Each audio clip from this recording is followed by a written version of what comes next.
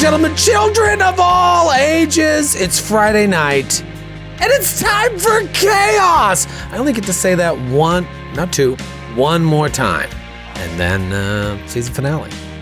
And it's going to be another 3 years before we come back. No, I want it to be a shorter time before we come back, because I do want to finish this someday, and I plan on retiring in a year and a half. So we need to wrap this up. I'm so excited. I'm like tripping over my own thoughts because I have so much information stocked in here in preparation for these final 2 episodes of the season. There's too much in here. There's no way I'm going to be able to get it all out.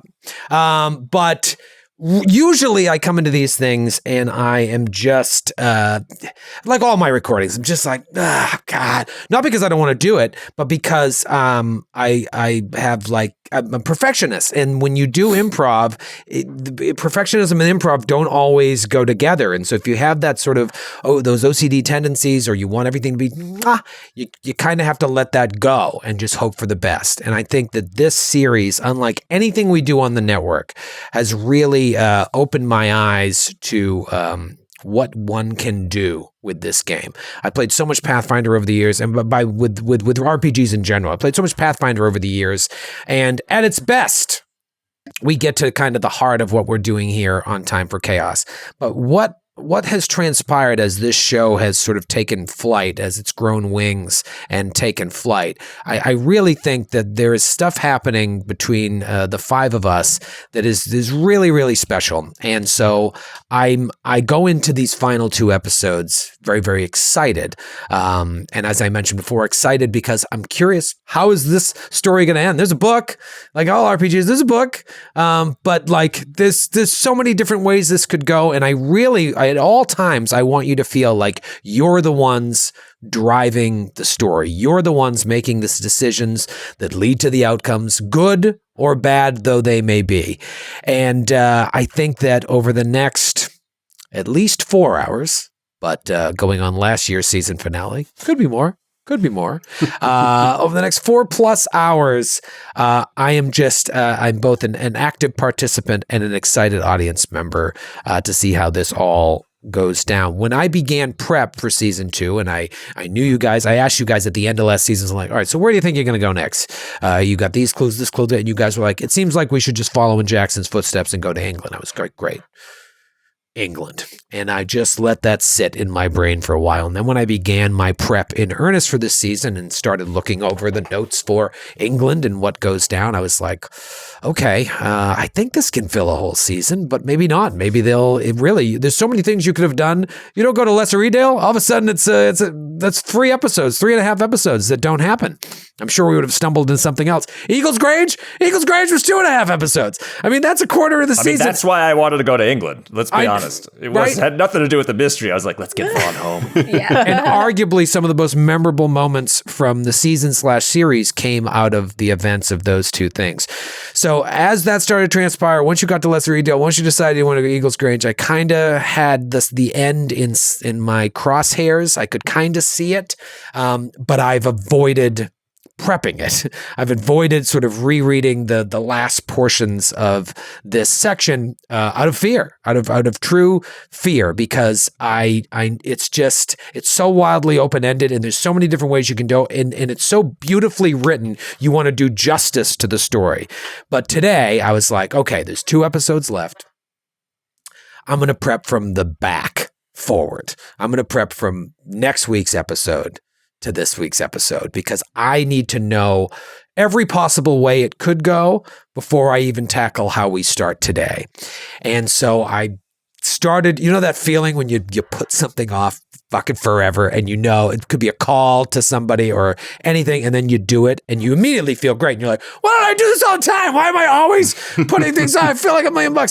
Well, that's the zone that I'm in today. So that's why during my very verbose opening today, I'm excited, because as unprepared as I feel overwhelmingly ready to play pretend with you guys.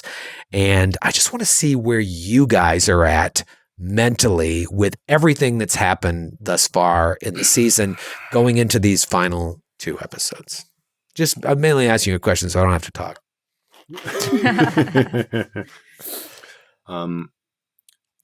Well, first off, Troy, I just want to say that I feel you, that I understand the urge to control everything, but I think it's how much fun I personally have had in this is a testament to how flexible you've been as a GM and how you've made little choices that we've made so important, whether or not they were in the book. But everything is grounded in the world of the book as expressed through your imagination, but the way it kind of alchemizes with the combination of all our imaginations working together and communicating together, created this thing that's more than the sum of its parts.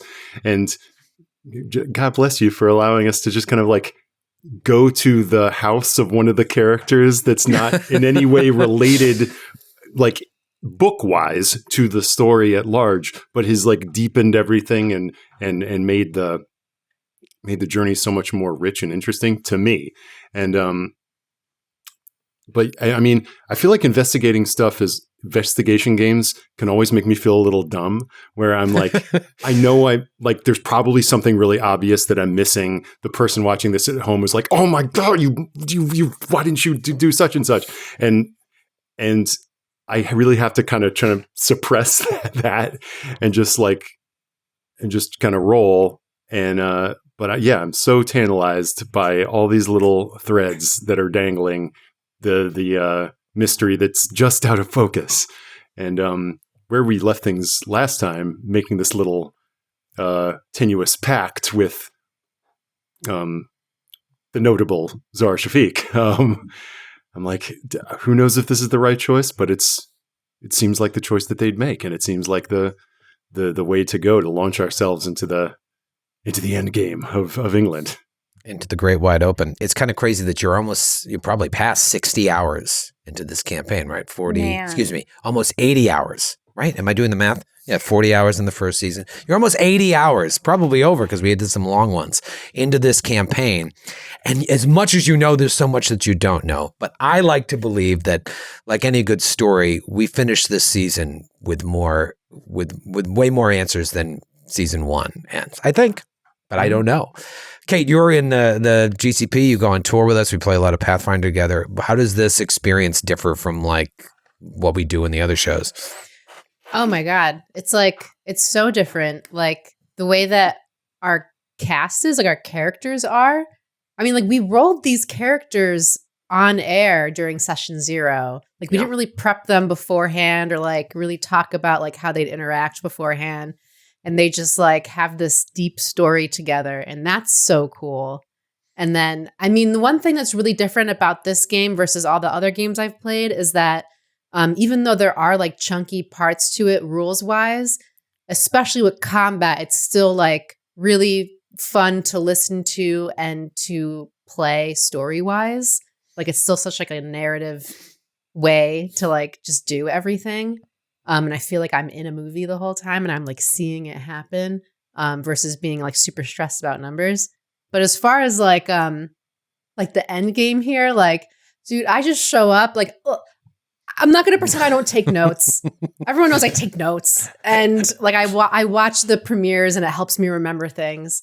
But honestly, I show up and I'm like, who knows what's going to happen? Because like if I prepare or like if I try to like guess, like I'm always wrong. Like this game is so like wild and head spinny. So you mentioned how like we rolled these characters on air without knowing too much. You go back to those original sheets. Right? Gunther's in there. Favors' dad is in there. Oberon is in there. Like all this stuff. And we both rolled like, oh, I guess we might as well be in the same order or something. Right? Like and we've really taken the ball and run with that. And that's so cool. These were like just little things you came up with and like, let's see what happens. To see all this sort of come to fruition even now, 39 episodes into the series is cool. Rob, what are you thinking?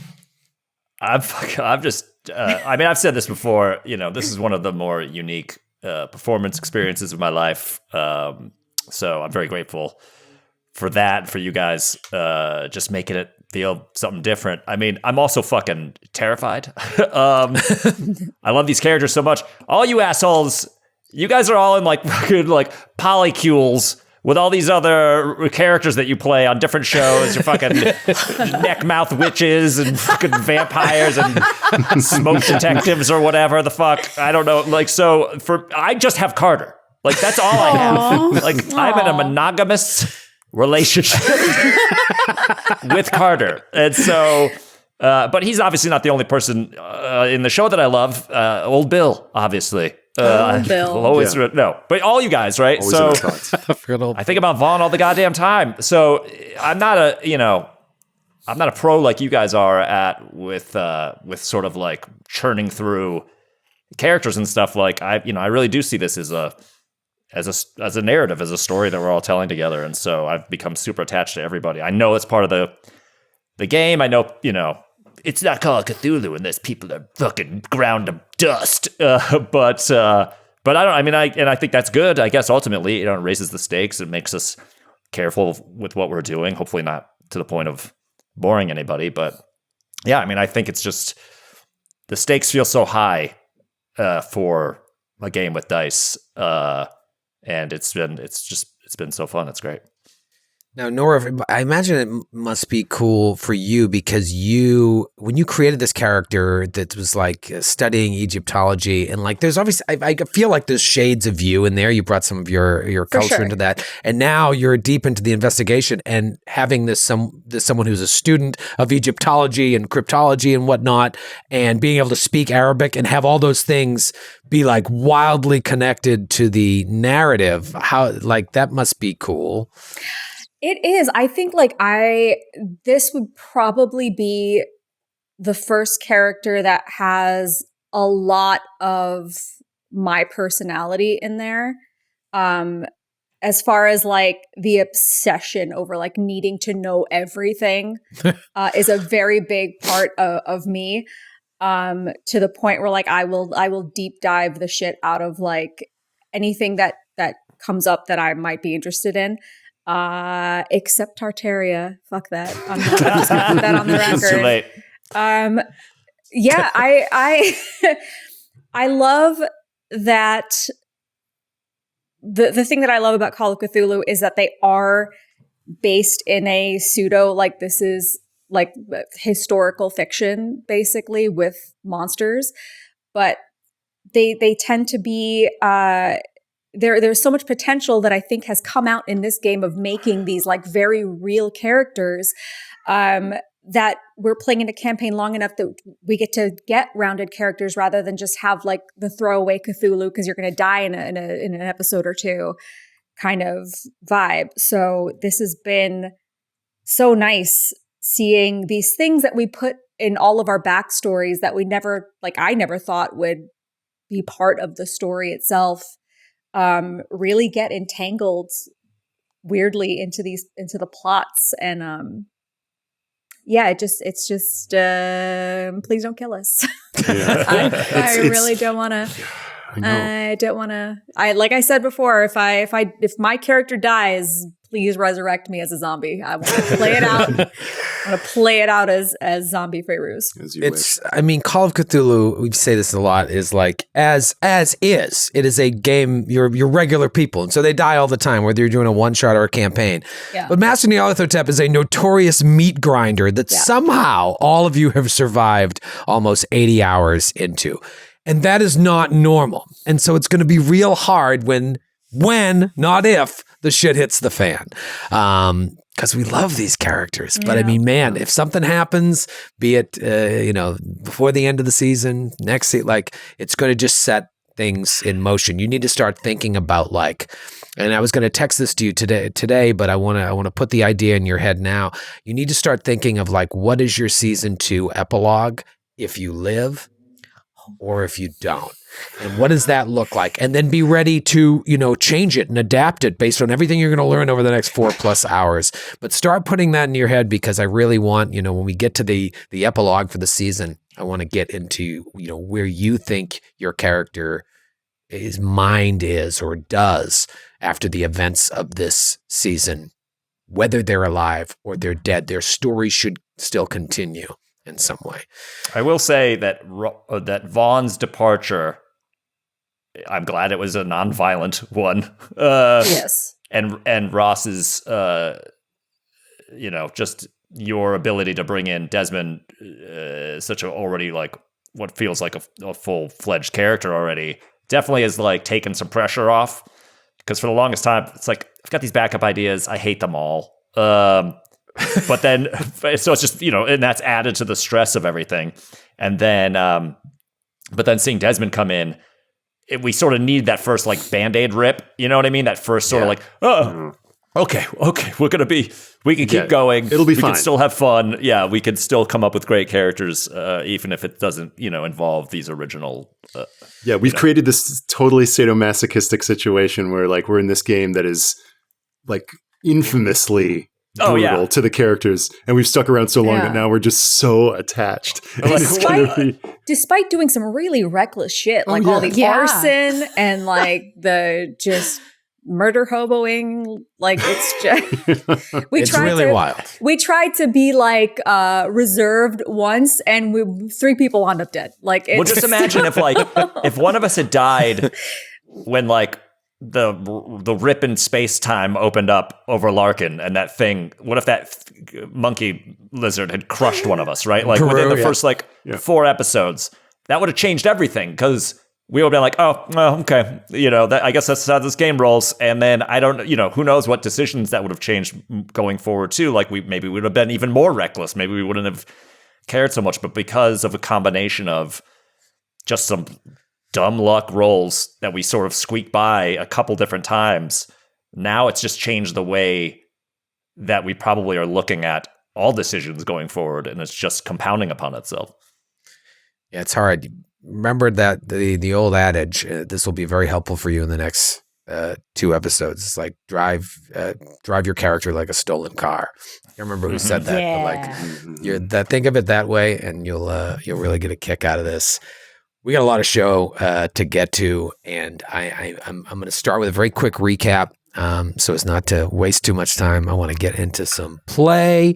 But we start last week with the aftermath of you being attacked by something in the fog. This, like, at first it feels like the fog is just entering your nostrils, your mouth, trying to suffocate you. But then once you shine the light on it, not only do you push it back, but you also see that it's some sort of nebulous, otherworldly being, and it shrinks away in the light, and you yet again just barely survive. You go up to Desmond's flat. Place has been ransacked. Everything you stole, blueprints, little mechanical nonsense that you found at Henson Manufacturing is gone. You have been found. They know where you are, and maybe they're trying to kill you, or at least the fog monster is. So you sleep it off, you have a few drinks, and then you perform some first aid. You wake up the next morning and try to make a plan. You're like, you know what? Let's go down to the scoop and call Inspector Barrington. Let him know what we know, and see if he has any more information. Just kind of trade stories, see where we're at. You go outside. Inspector Barrington is waiting outside for you. He says that he had some of his men follow you after you left, after the first time you met, and lost your trail for a while, but just found you, and is basically reiterating what he said to you during your first meeting. Don't be a cowboy. Leave this to the professionals. But is also interested in the information you have. You talk about body parts, human remains inside of a building down at Limehouse Docks. Maybe that will be enough evidence if Barrington goes and investigates that to be able to, really win Scotland Yard's side in this dangerous situation. And then from there, some of you need, more intense medical help. And so you go to a hospital and you get some hit points back to do the best that you can. And then everybody goes their separate ways. And it's during this time that in these little individual vignettes, shit goes down. Margot is buying wigs and disguises now that, you burned down a warehouse just outside of London. You killed a female ghoul in Lesser Edale. Goes straight to Hollywood toy in costume. The Brotherhood of the Black Pharaoh is after you. If Inspector Barrington can find you outside of your house, who else can find you? Let's get some disguises. Then you hear a familiar voice. Your old pal Gunter. Former teacher, former lover is in England? What at first seems like a innocuous, oh, funny seeing you here conversation turns into something more sinister. He warns you about what your job is, what your duty is within the order, how important Feyruz is to them, to us, and that you have been tasked with following her perhaps all the way back to Peru. Is this part of your initiation rite? Is this part of your past? She talks about you want to get to the next level? Do your job. Keep her out of harm's way, and you're fucking up. It's a warning from this person that was so close to you. Starts making you think when he came and visited you in the hospital. Was he within the order then? Did he get recruited afterwards? How long has he been a part of this? How much does he know? Leaves you reeling. Feyruz goes to try and track down possibly her mother's former lover and finds out that that man passed 7 or so years ago, and all that's left is his son.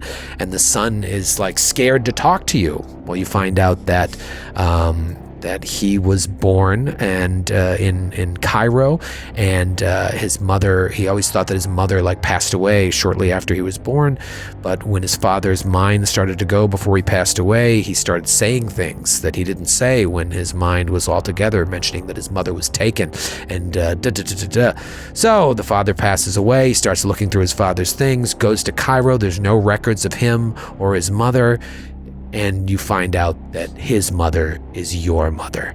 And just like your father has kept so much from you about her, the same thing happened to this man, and he went looking into it to try and find out who she was. Why was she taken after she gave birth to him? And where was she taken to?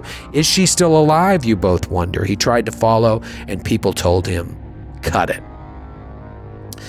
Then we go to Carter Tillinghast. Carter comes out of a sweet leather shop with a cool jacket that will prevent 1 point of damage. It'd be amazing if we get to the end of the season and you're just dangling by 1 hit point, all because of the leather jacket. You come out of the store looking sweet in your new duds and your half face, and we see a car pull up with a bunch of burly looking dudes, and they're pretty polite. And they make you an offer you can't refuse. Please get in the car. You get in the car, and you are driven off. Desmond, meanwhile, is going to go stake out the Blue Pyramid Club. As he's staking it out, sees this car pull up, sees you get out, brought into the Blue Pyramid Club. Upstairs, Desmond hops the fence, goes up the fire escape, watches as you are brought into this room, relieved of your weapons, and have a face-to-face with Zara Shafiq, who explains to you, Gavigan is a monster. He's the one behind all of this. He has taken his interest in my culture and turned it into a cult. And there are people's lives at stake. There is going to be a grand rite at his estate in the country. Misr House. I know I'm butchering the Arabic pronunciation of that. But she gives you direction. She tells you what goes down. And at a certain point, you say, well, let's get all our cards on the table. Des, come on in here. Desmond comes in, and she speaks to both of you. You eventually reconvene, now wondering if you can trust Zara Shafiq or not. You get back to the house, and at one point Carter says, she says to Carter, like, if you need help sort of deciding, there are things that I can do for you beyond just ending this threat. My sort of time that I've spent with these horrible people have given me abilities. I may not be proud of them, but I can restore your face. And we end last week's episode with all of you going to sleep back in Desmond's apartment, downloading to each other all of this new info. Carter gets up in the night to pee, looks in the mirror, sees his whole face. This week, I want to kick things off with a scene. And I don't know if do you guys like Radiohead? Does everybody like Radiohead? Oh yeah. Is Radiohead not cool anymore? I don't know. Probably not, but that's why I like them, I guess. Yeah, I mean, they were a big deal for me for a while. And if you like Radiohead, imagine we hear that opening riff of the national anthem. I wish we just had the rights to it so we could play it. I'm sure maybe it's cheap. put it in there and not monetize the video. I don't know how it works, but feel free to like re-listen to this with that playing. But it's just, you hear that opening riff like, and as that's playing, we just see different scenes of London, famous sites, buildings that some of you may have visited this season, back to the British Empire exhibition, all that shit, the Scoop.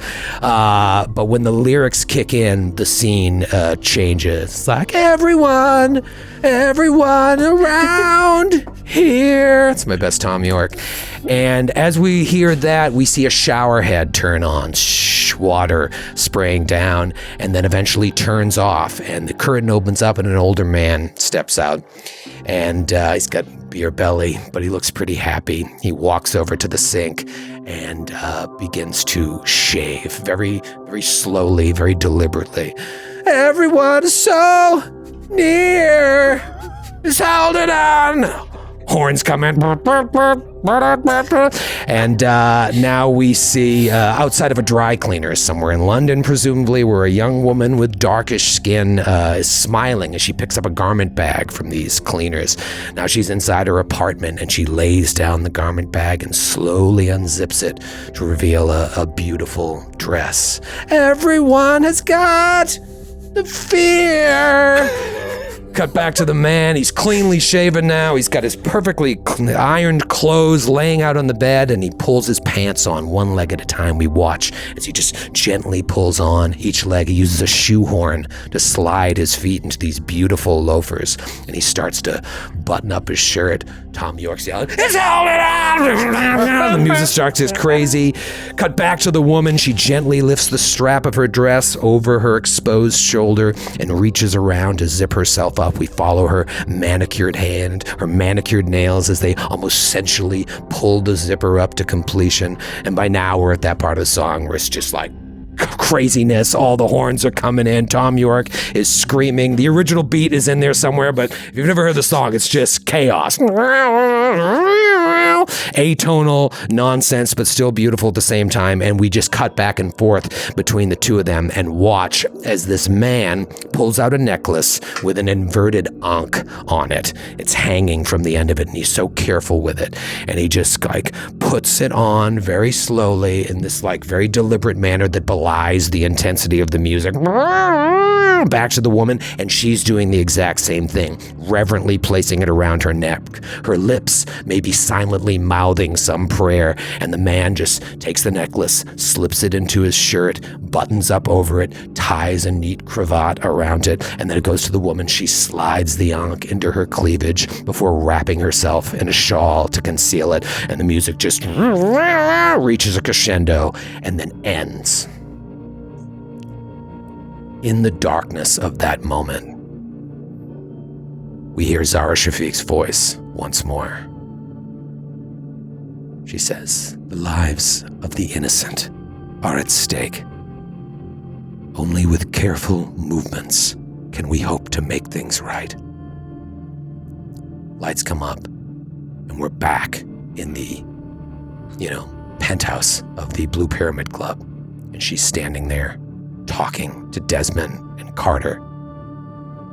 She continues, she says, "The grand rite begins at midnight, but people will begin gathering long before then, just outside, just north of Misr House at the Stele. The hours leading to midnight will be the best time for you to infiltrate your way into the estate, but you must be careful in your approach. You may look about Misr House all you want, but do not arouse suspicion, draw attention to yourself, or do anything that will raise awareness to Gavigan or his acolytes. All will be lost if he senses that something is amiss. At midnight, the festivities begin. This ceremony, this rite is meant to be an initiation of new members. It's also foolish. It's chanting, prayers. I'll play my part, though I feel debased by it. During all of this, there will be a very clear moment when Gavigan will reach his arms up and cry to the heavens. If you think you'll miss that, when he does this, Others will begin joining in his cries. They have been instructed to do so and to lose control of their bodies at this point. It's an inhuman, despicable display, each of them trying to one-up themselves in front of their leader. They believe that the ancient gods are entering their bodies. All of these religions are the same. They babble in tongues. Even the elders will join in so as not to upstage Gavigan. Then, and only then, will we have a moment to strike. You must wait for that moment to make your way towards the Grand Rite, to make your way towards the Stele. I will be there by Gavigan's side, ready to assist you, and I will have instructed those loyal to me, the sisters, to be ready as well. Make your way to us, and together we can root out this evil. If we work quickly at this exact moment when the crowd is most distracted, we can stop the next stage of the proceedings where the prisoners are sacrificed. You will be saving their lives. As for Gavigan, if you wish to capture him, my sisters and I will aid you in this. However, with a man of Gavigan's power, these people are rarely held for long. I worry that even turning him over to the authorities could see him released within the week. This man is pure evil, yet powerful. While I will never consent in the murder of innocents, knowing what this man has done not only to my people, but to countless other people who had nothing to do with anything, who have merely stood in his way while he sits on his piles of money, forever raping my culture with his exploits in his inherited foundation. I would suggest that the best course of action is to remove him permanently from this world. But I leave that to you. If you do not feel comfortable with that, I will willingly strike that blow for all he has done to me. You need only say the word.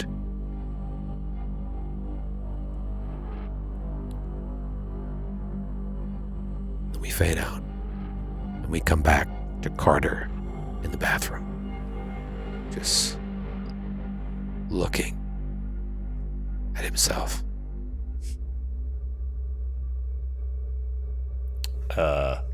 Yeah, I mean, sort of gingerly touch the side that sort of seems to have reconstructed itself. You touch, and the minute your hand touches your skin, reality comes back, and you're back touching a hole. For that one moment, you were taken back to the before times. Just, I guess I would imagine that he kind of like had put the mask on when he got up to pee, just in case anybody woke up, because he's always so self-conscious about it.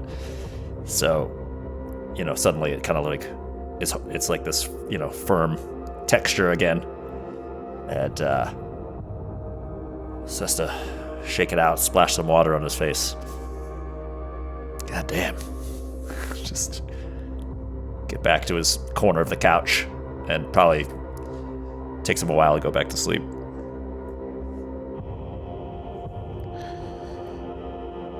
But gets enough sleep to get a hit point back. Right. Yeah. I was going to say, unfortunately, that incident prevents you from getting a hit point back. Everybody gets a hit point back. I lost my train of thought here in terms of the timing, but I believe this was Saturday, so now it is Sunday. Yeah, that was Valentine's Day, so now we go into day 11. Sunday, February 15th, 1925.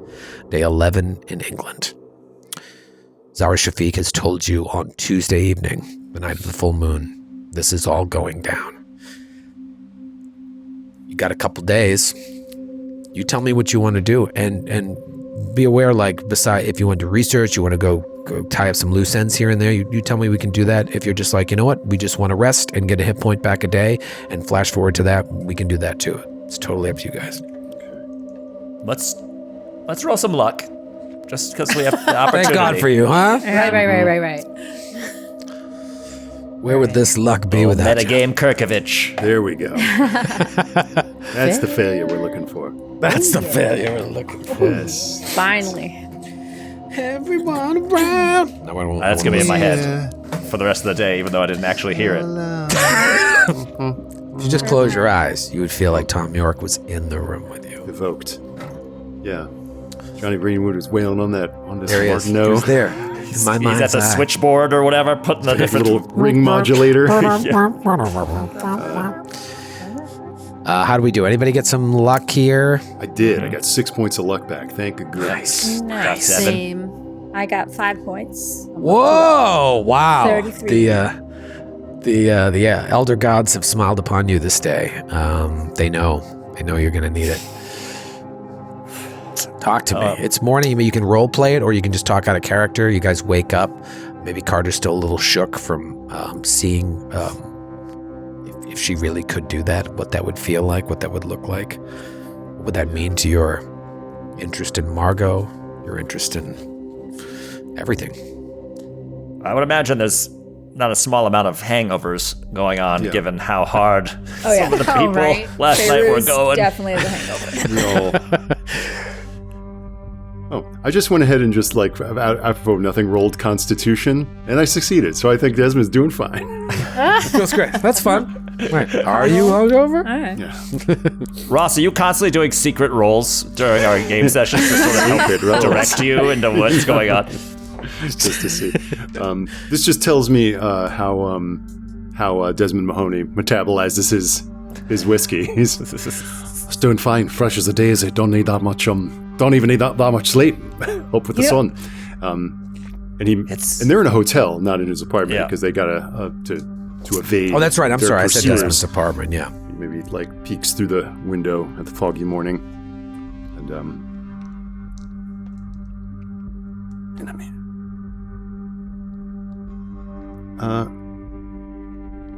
And of course, Desmond is a journalist, so I feel like he wants to do some more research. He doesn't just want to let the time fly by. But he's maybe like, where do you look? And he'd maybe like to learn more about Misr House, the history of Gavigan's dealings with Egyptology, anything about Gavigan, Penhu Foundation, the Misr House property, this stele that they keep talking about. Is this a standing stone just on the property? Like, is there an obelisk there on the island? Yeah, I mean, that's what she made it sound like. But surely with your, reputation as a journalist here in London, combined with Feiruz's awesome library use, you should be able to find a place to dig into both little history of Gavigan, little history of the Penhu, as well as maybe some records on Misr House. Yeah. So Did you guys do any recon on any research on Gavigan? I don't know if you did or not before you just rolled into Penhu. I think you were like, let's come back and break it. Yeah, we didn't. I don't think we did. I think most of the information we got about him, we sort of absorbed ambiently from the Penhu Foundation itself. Oh, they got this collection here. They got this seemingly locked door there. They got this sarcophagus secret passage around this corner. Right. So yeah, he wants to specifically look up Gavigan stuff. So yeah, let's dig for info. You've got an eye for this sort of thing, Mr. Braun. Are you quite all right? Your eyes are rather bloodshot. I like your con idea. I'm gonna do that just to see. Check it out. To see what a hard success. Fresh as a daisy. I'm up. Never felt better. Whatever it is that's going on, I'm ready to figure out what the fuck we're about to walk into. I mean, it's probably energizing for her to after all this time of not knowing, even though there's more questions that have been brought up, it's that was a fucking breakthrough. Right? So much info. So I think she's riding that high on finally some things are being pieced together. Little does she know sleeping next to a traitor?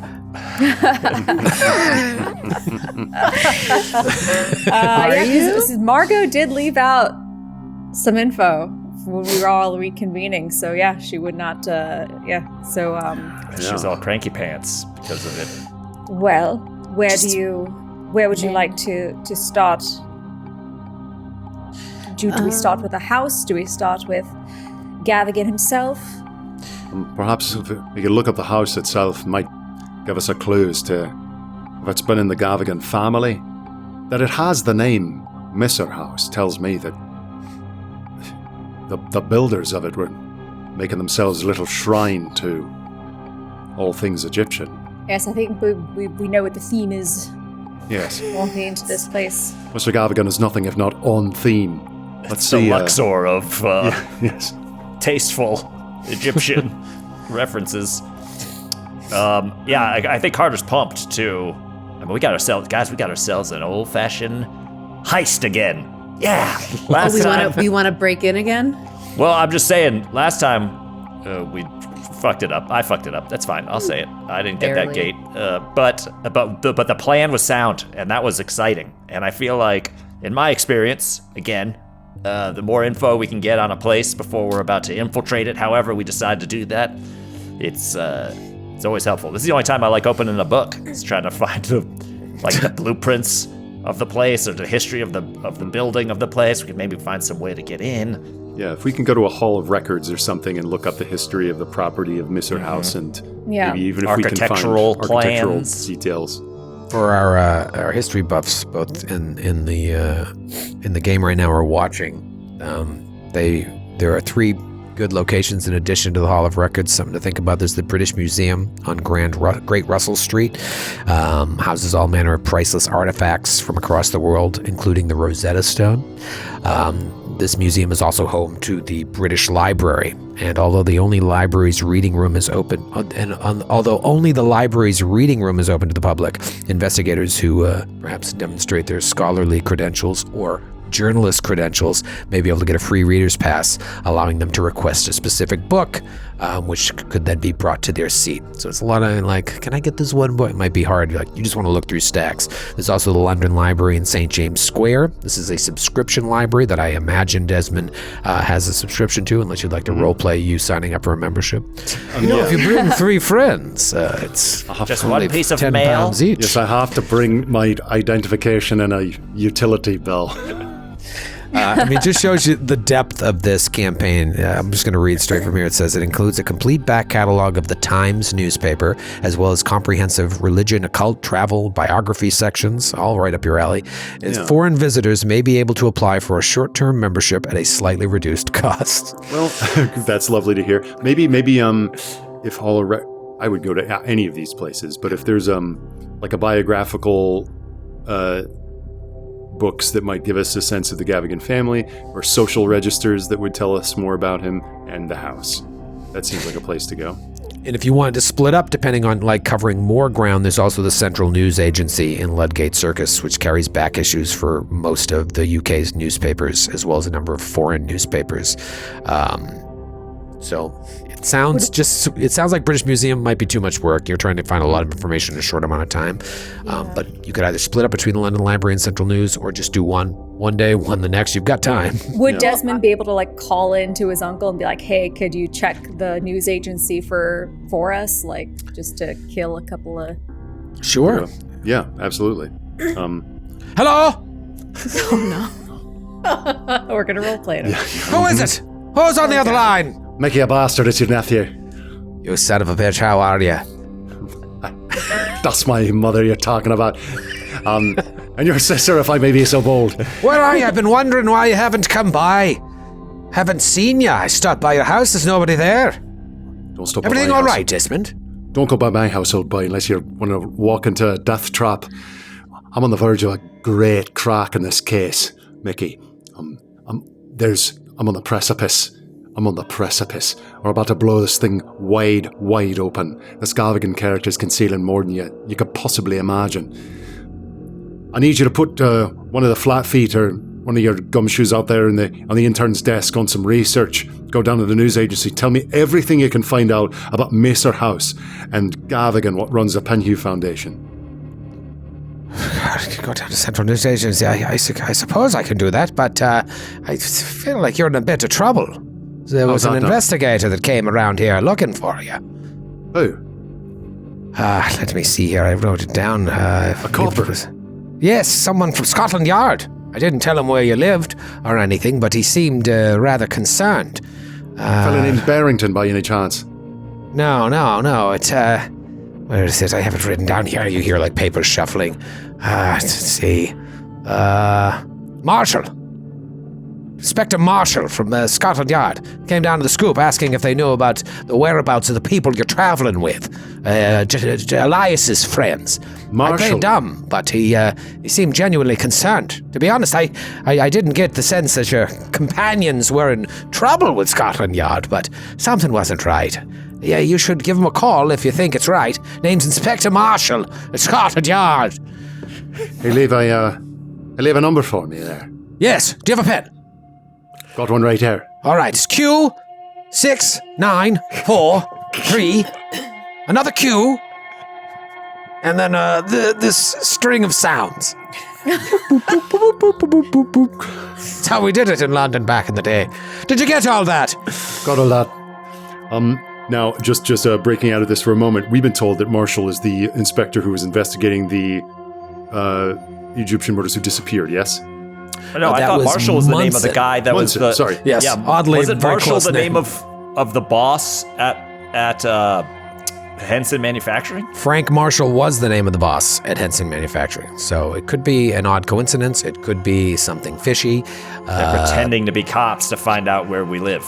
I'm instantly suspicious of that. Okay, yeah, Munson was the other guy. Marshall is, of course, the fellow from Yeah, Gregory Munson By the way, was the... That wasn't even in my inspector. fucking notes. Well done. Wow. Up here. Bottle cap. All right. Well, that's good to know that there's someone looking after us for our own safety. But here, put one of them boys on the intern's desk on this research and tell me everything that you can get on this Gavigan character. All right, Edward Gavigan, Central News Agency. All right, I have a lunch with a young lady, and then I'll head over there and do my best. Desmond. Well, who's that now? You going a courting? Oh, don't be worrying about what your uncle's up to. Just, lonely, that's all. But after my date, I will head to the Central News Agency. Desmond, please, take care of yourself.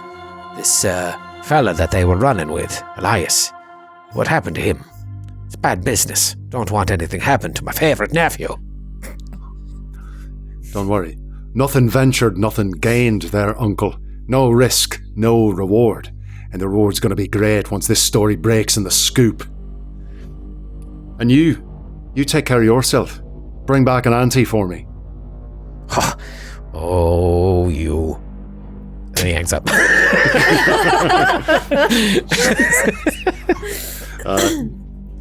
Okay, great.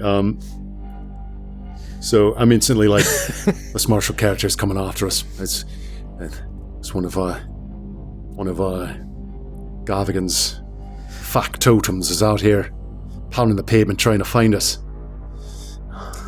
Well, that might have... I mean, maybe that happened... Maybe that's what led to your place getting ransacked. Very well could be. Right? Do we know the timeline of it all, when he showed up versus when?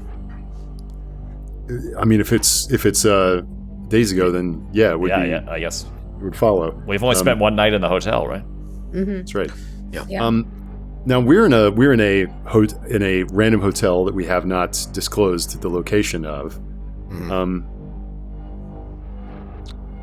And Marshall gave a number. Oh, Tricky business. set a trap. What if we set a trap?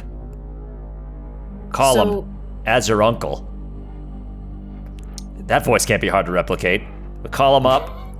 Say, Tom, hanging out by in this dark, dim alley. And then we are hiding in that alley. And then we fucking blackjack him upside the head. So wait. Pause. This is getting increasingly complicated. I don't know if I was just listening too much to the accents and not listening to what you were saying. Who is this person that is looking for us? Do we know who they are? We don't know for sure. Unclear. Okay. But Another inspector from Scotland Yard is what A Scotland Yard inspector apparently called Mickey Mahoney to ask about our whereabouts. Get in line, Inspector. Right, but the theory, Kate, is that maybe because this inspector, in quotes, last name is also the same last name as a guy we know is a bad guy. Yeah, maybe that this is the person that's been tailing us. Besides that and the Penhue stuff, Margot was thinking back to like those first 4 like scoop things we got. And one of them now makes a little bit more sense because it was the It Almost Had Me one. And it had to do with a Glasgow resident, Alan McGann, had an encounter with a fog that tried to kill him. And I know that we like teamed up with Zara, but Good catch, Margot. she told Carter that like she can like fix his face. I don't know if Carter told that to us. This is me metagaming. But like I'm still not convinced that she didn't maybe try to do the fog or isn't evil. So like I think it'd be cool to try to reach out to this guy if we can, just to see like who he is. The same people might have seemed to try to kill him too. So That's a maybe great there's idea. more info. Alan Yeah. McCann. Yeah. Alan McGann. Sure. Yeah, that's a great idea. Do we, let's see, how might we But that's in find- Scotland. Yeah. And, well, can I maybe retroactively include this in because we have a story about it in the scoop. This is probably the result of maybe some interviewing with this character. Alan McGann. All right, I'll say whatever information I can find. Yeah, got me some Mickey- contact information there, Mick. Mickey wrote it. He wrote the article. Yeah. Yes, Oh. that's right. I did write it. McGann. Have a way to get in McGann. touch with this fella, do you? I'm sure I have him in my Rolodex. I'll look for that as well, and when we talk, I'll give you his number. Right, flip through that, why don't you? Call me back so I can learn more about Alan McGann's dealings with strange occurrences meteorological. Yes, all right, I will. Oh, here's my date. Best Hello, of luck Siobhan. to you. Just, Danny boy. Oh, God, it's been too lonely. He's just a lonely old man. Yeah, so lot of options. Great. Still want to go researching? Yes. Is it? Yeah. Let's do that. Okay, all right. So you asked your uncle to do a little research for you on Gavigan and perhaps find a contact info for this Alan McGann, who consequently was also attacked by living fog. And then meanwhile, you're going to head as a group to the London Library. All right, so you get there. Let's just jump right in and get some library use rolls for those of you who are good at such things. Yep. What if we're not? I'm doing it? okay at it, so I'll try. If you're not good at it, take a stab. I actually have already passed one. As long as you this can read. Season. Fail. And remember, if you pass, check that box. Oh, yeah. shit. Check that goodness. box. Actually failed. Oh, I got real close. Oh no.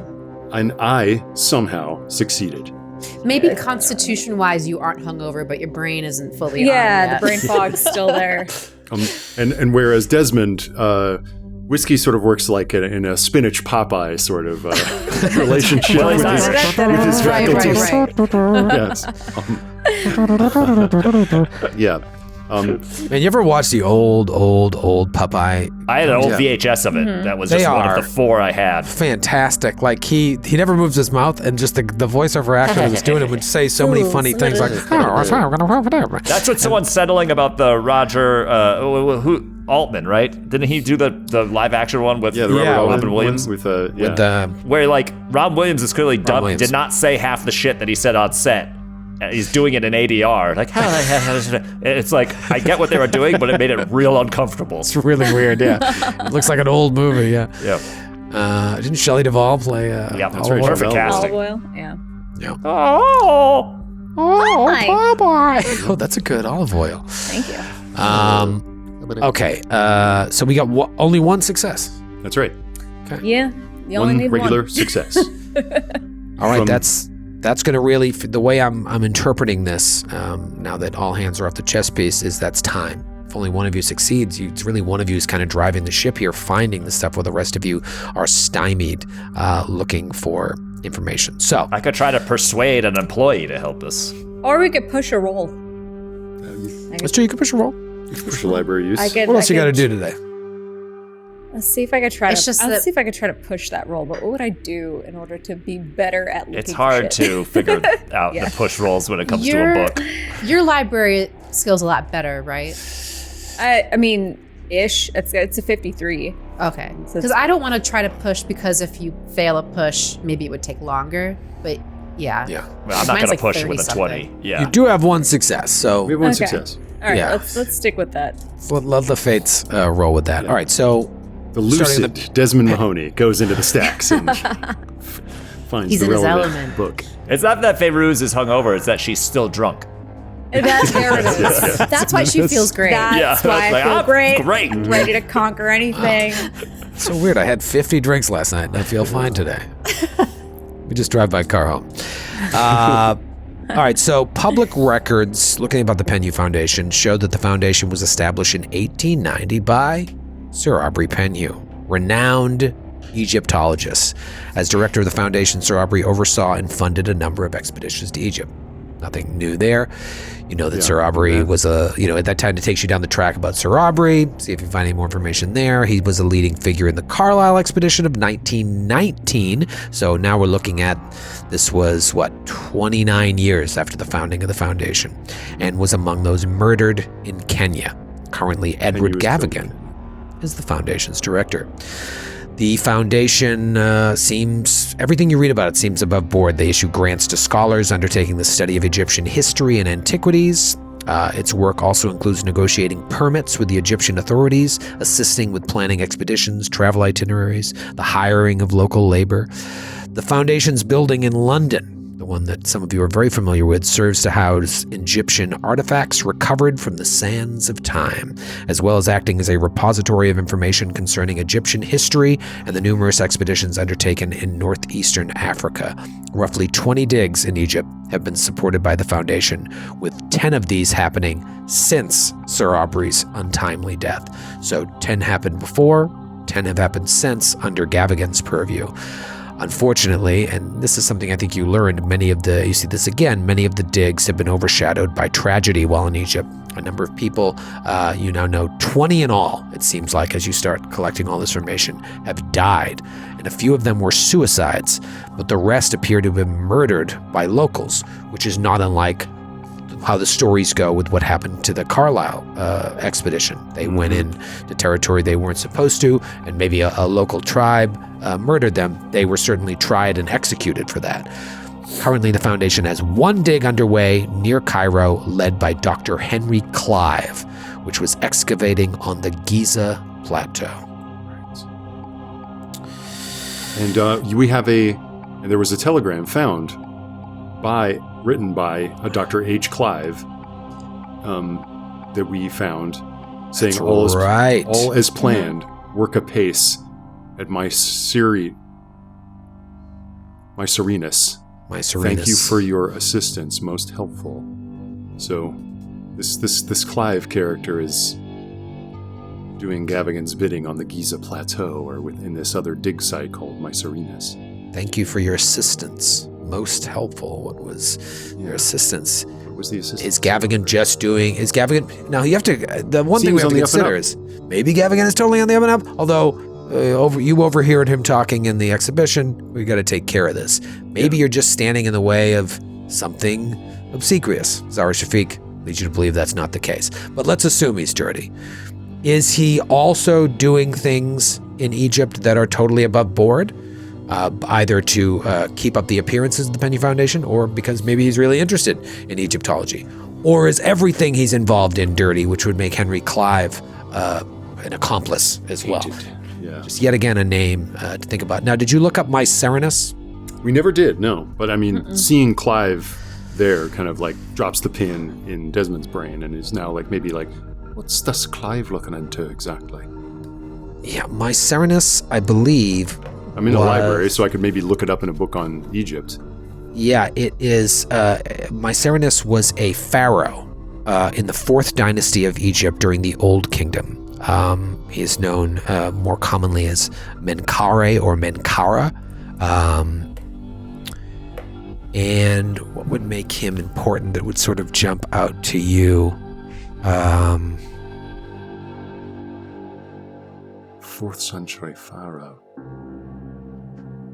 That's not one of the fellas that's buried in them pyramids. Isn't that like Cheops and Kefron and all? His pyramid is in Giza, so they're excavating his burial place.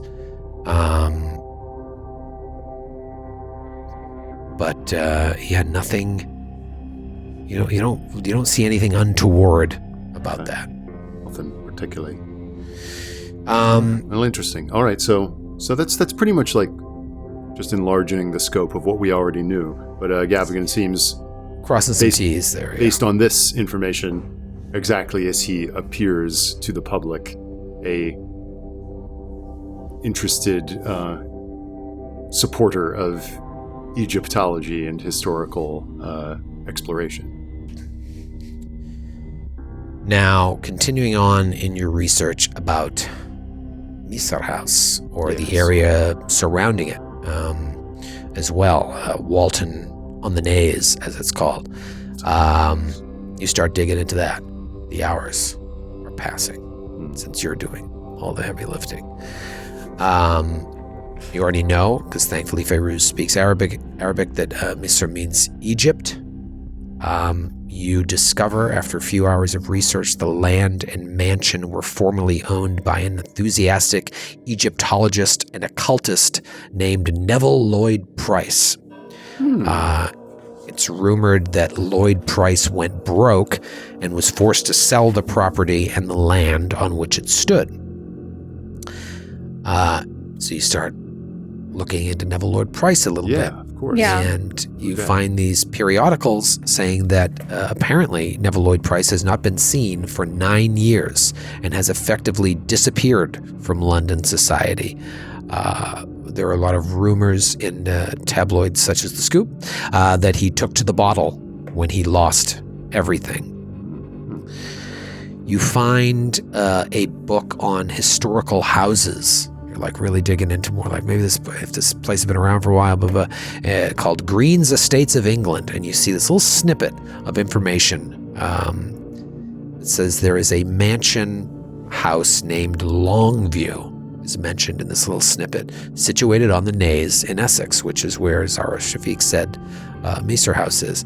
The passage states that it was built in the 16th century during the reign of Queen Elizabeth I, and one notable thing about it is that it has a secret room off of the Great Hall used to hide Catholic priests during Elizabeth's notorious religious purges. So if this is the same house, because you don't see anything else connecting Longview to Misr House, there's no direct connection there, but this mansion seems to be in the same area. So maybe there's a connection there. Or even if it was built at the same time, maybe we would have this same hidden priest room. Yeah, perhaps there'd be even in this Misr House, if it's a different spot, similarly a hidden spot for recusants. I'd be surprised if there wasn't a hidden room at this point. Every place At we this go point, to. right? Even Yeah. Zara said that place is full of secrets. Yeah. Well, that's all very interesting, and still more suspicious that seems that everywhere that the Penhew Foundation touches, as benign as their mission seems, death seemed, madness and slippage seem to follow them wherever they go. People taken to the bottle, people cracking up, and people being killed, people disappearing. Do you think this Price fellow was murdered in one of these rituals, or whether he does or did just fall off the earth with the bottle? Oh, that's... Mr. Blonde, it's easy now. We've had our experiences with these strange characters and even stranger fogs to let our imaginations run wild, but they wouldn't be the first wealthy sort to lose it all and lose his mind.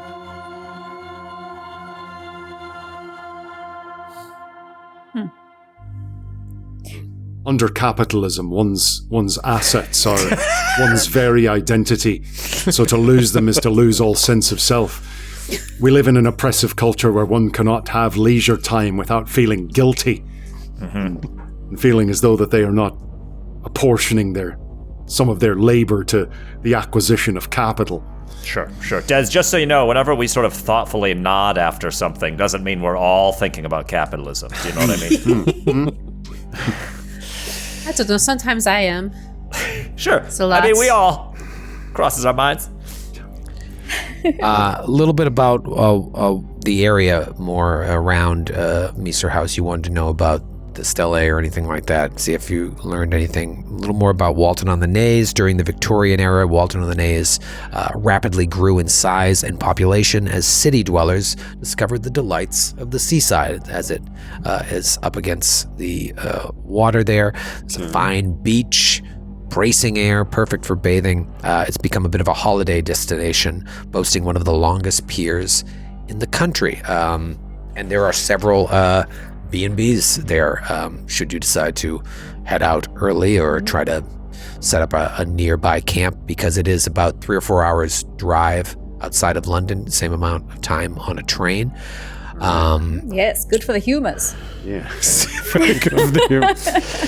There is a monument there known as the Naze Tower. It was built in 1720, and it acted as a navigation aid for shipping heading to Harwich up the coast.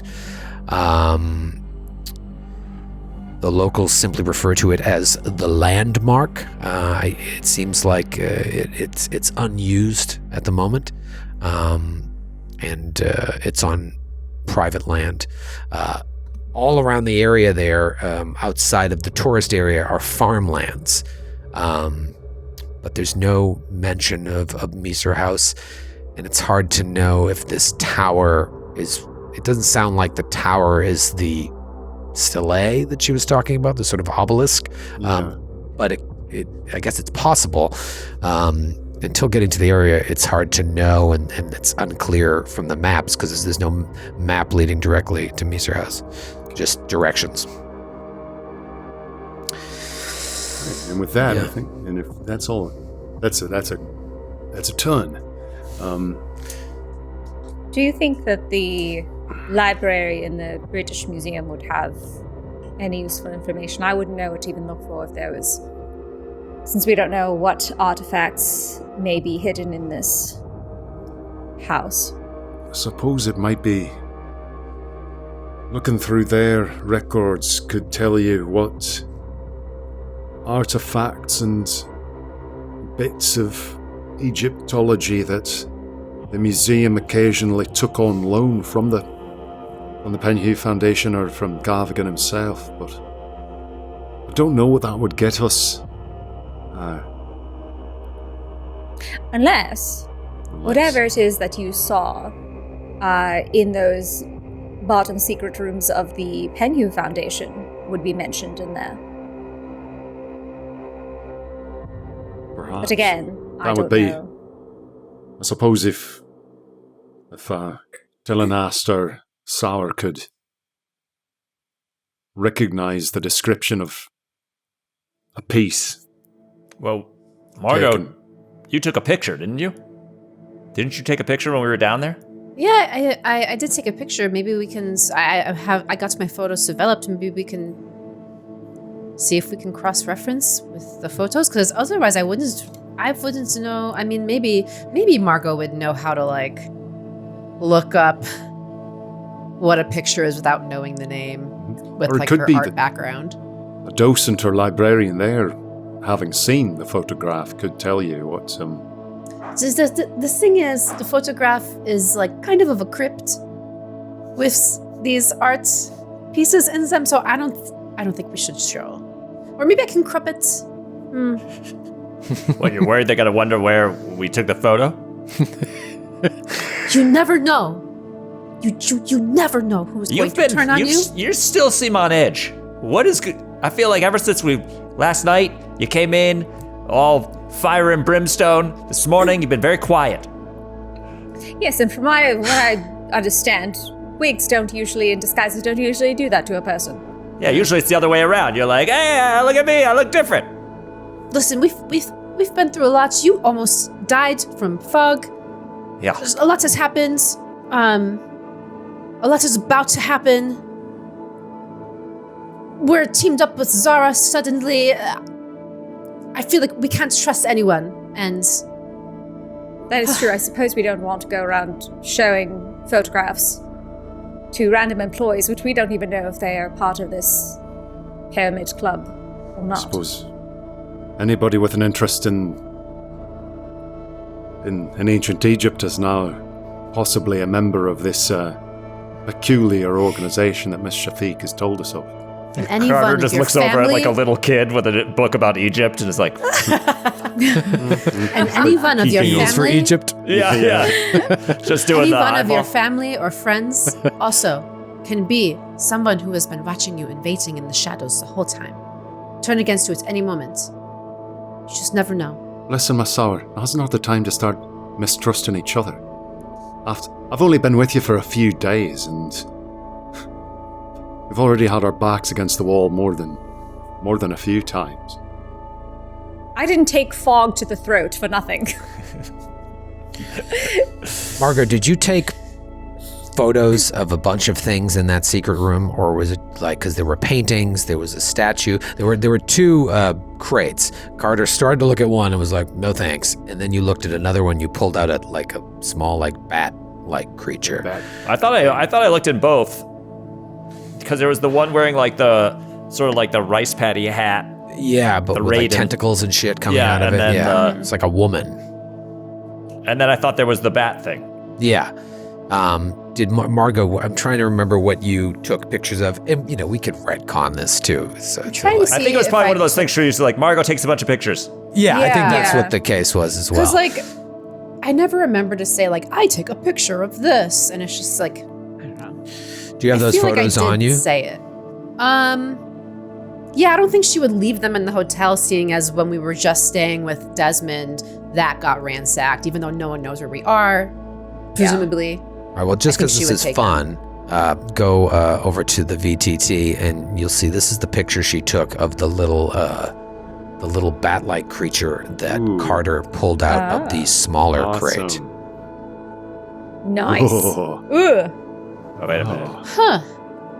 Someone want to describe It's like that to our audio it's like a- listeners? Bat wings, but It's- the body's like an octopus and it's got human legs. Yeah, it's got the head of an octopus with tentacles, but the wings of a bat, and its legs are all Oh. crossed and this. But I don't know. It's like a I bat, mean, a tentacle bat squid. out What's of wrong? character. Is that not fucking the man? It's very Not peculiar. not him? That's the namesake, man. It's Are you That's him? the big Are you it's he? the big guy. Lots of, and I think this is the first time, if you've got it on you, that Desmond would have seen this. And it's like, Yeah, fat Oh, I have lots of dragon-like freaky figure. photos. that is a peculiar little thing. Shares them with you. This one was being sent to Australia, personal to Mr. Randolph. But now you've seen labels being switched and flipped around, so you don't know what's what. But it had that same Randolph Shipping Company. Oh, Randolph Shipping Company. Mr. Randolph, Port Darwin, Northern Territory, Dominion of Australia. I went to Yeah, a the- medical oddity museum once. They had some poor unfortunates preserved in formaldehyde. Looks rather like something I seen there bobbing around. Little homunculus. He's- Well, it ain't right, I'll tell you that. Don't look like no Egyptian thing I've ever seen. It's All right. not no Was- Anubis or Osiris that I recognize from my layman's understanding of this sort of thing. Was this what Carter saw that made him roll sanity? That was the other thing. Oh, no, I it was believe a different you rolled sanity on both of them or one of them. I can't remember. But the other one was in a larger crate, and you couldn't. It was like a almost like a life-size statue of some sort of woman with a hat with tentacles coming out of it. And if I'm remembering correctly, you were like, I'm just going to put the lid back on. And then you opened up the smaller thing. And when you pulled this thing out, you rolled a sanity check and failed. And the only one of reason them I felt cold. I remember that. Looking back at Michael behind the scenes, his amazing notes, and I believe that's the case. Okay. And the other statue, the tall wooden crate, the woman statue or whatever it was, that one was being sent to Hofang Import-Export, 15 Kaoyang Street, Shanghai, China. Attention, Honorable Hofang. Michael wrote, he avoids a sanity roll by being careful. So you close that. But then when you pried open the small wooden crate going out to Australia, that's when you rolled and failed a sanity roll from this, just looking at and holding this. And then I'm looking back at my notes from when Margot looked at the art, and I'm pretty sure I must have tried to at least roll, can I roll an art roll on, can I identify when these were made? And all I have in here is that I could tell they looked really old, very unsettling. Yeah, if you have those images now, you could show them to Fairuz, and maybe Fairuz could do some, roll a check to help you. I would even say you could re-roll that check now to see if, combined with any research you're doing in the library to try and date those images. And once again, there were 4 paintings that really jumped out. One was a dark winged thing that was seemingly both leprous and scaly. One was a winged hulking beast with dragon-like tail and a fang-ringed jaw. One was a group of prowling human seeming beings whose eyes were too big for their disfigured faces. And then the other one was many red-orange colored bursts of colors of light that are gathering around a tall, dark humanoid who appeared to be on fire. So she shows you photos of these, and especially the one with the dragon. She's like, oh, so remember this time also that I almost turned into a dragon? This reminds me of this one. Yeah. Oh, the memories. Do you think that was also summoned upon us like the fog was? The dragon in the Black Pharaoh vision? Oh, I thought you meant the actual. I was thinking back to the hotel room in New York. That's right. You were visited upon by some giant winged creature. It looks a little different from this particular one. It actually, Margot, it is more reminiscent of that dream that you had in the Waldorf, where you saw the Black Pharaoh, and you and Fairuz were turning into these scaly creatures. Do any of you guys have any archaeology? That would be really the best way. Yeah, okay. It's not high, but I can try it out. With the old... Oh, I have 10, so I might as well try. If you succeed, check it. Might even get close enough. Whoa. I rolled a critical success. I rolled a 1. Holy I rolled a 4. shit. This is... You rolled a 1 under 21. 1 under 21. On the I rolled roll, a 4 Twanzoni. under 10. Wow. All right, check those Holy boxes. That's amazing. Okay. Wow. All right, so you're looking at these, and Margot, you have the benefit of having thought about these, maybe spent some time on the side researching, and you know that they are either Egyptian or Proto-Sumerian, most dating back to the 22nd dynasty. That's circa 943 to 730 before the Common Era. This is a time known as the Middle Intermediate Period. However, I'm going to give you guys extreme success here, and I'm going to give you some more information. That little figure, if you want to date that statuette, that goes back to the 3rd dynasty, 2650 to 2575 BCE in the Old Kingdom. This is before it all. Way ancient. Well, that's big because we have a lot of things so far connected to the 3rd dynasty, don't we? I feel like I keep seeing 3rd dynasty in my notes. I feel like there was something in Peru that was 3rd dynasty related, now that you mention it. Maybe it was the mask. Little figure, third dynasty. It's gonna be 45 minutes to look through those. Yeah, names, I know, but right? I'll be back. Jeez. So here we have these artifacts that are not being presented in a museum, that are not being kept. They're being kept by Gavgin. The Black Pharaoh ruled during the third dynasty. That's what it was.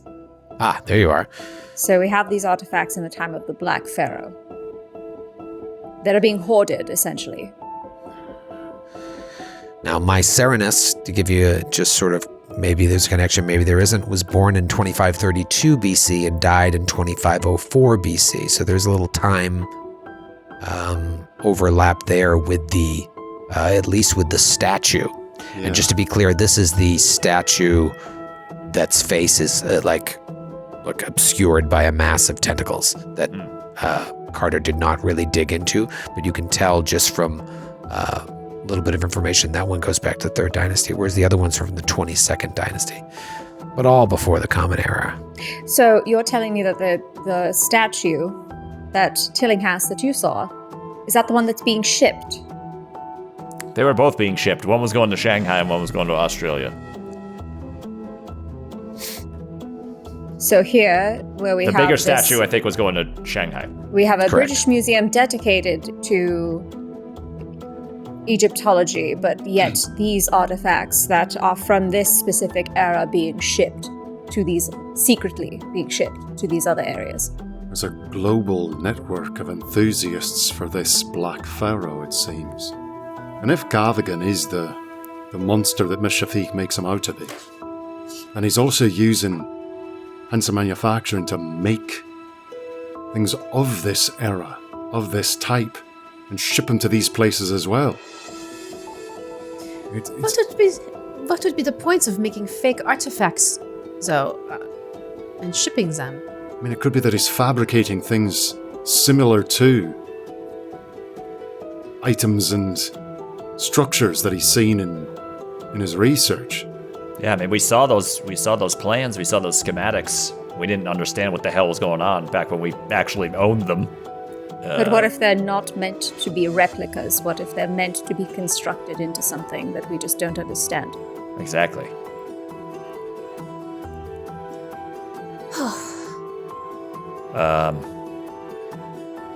Well, I'm hungry. Been here for a while, yeah.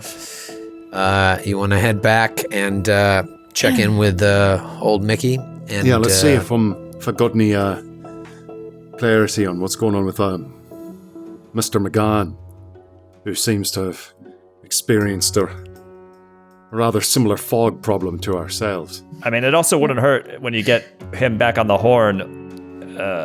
It's probably not the easiest thing in the world, but it'd be interesting if we could track down this Neville Lord Price, the guy that lived at this house before. I suppose so. I really want to know some tips and tricks on how to get in there. We could at least remember he perhaps find the disappeared next from of kin. society.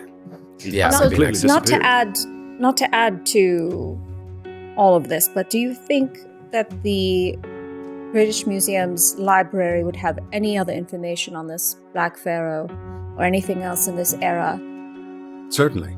I mean, if not That would be to suggest useful. splitting up, but if some of us want to cover the museum beat, I could check in with my uncle if he's back from his date, that is, to see if I've got any more information on McGann and if I can talk to him about his misfortunes. What an old person move. I have a lunch date. Yeah. Love to help you out, but I have a meeting, and so I feel good for him. He's been alone Well- for so long. I'd be willing to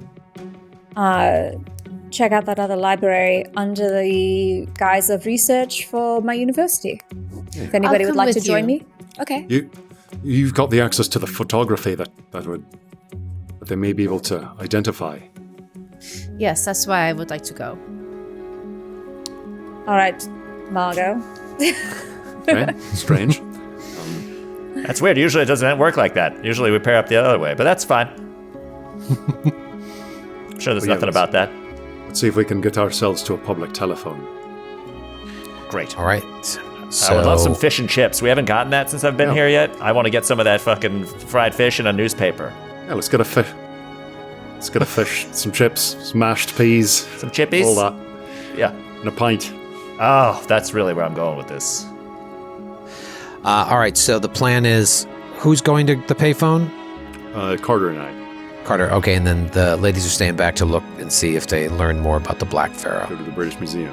Yeah, you're going to go into a different place, right? Oh, you're going to a different place. Okay, great. Yeah. All right, so it's been a long day here in the London Library, but you want to go to another museum, see if you can find out about the Black Pharaoh. Meanwhile, we see Desmond and Carter zip over to a phone. You call Mickey Mahoney. Hello?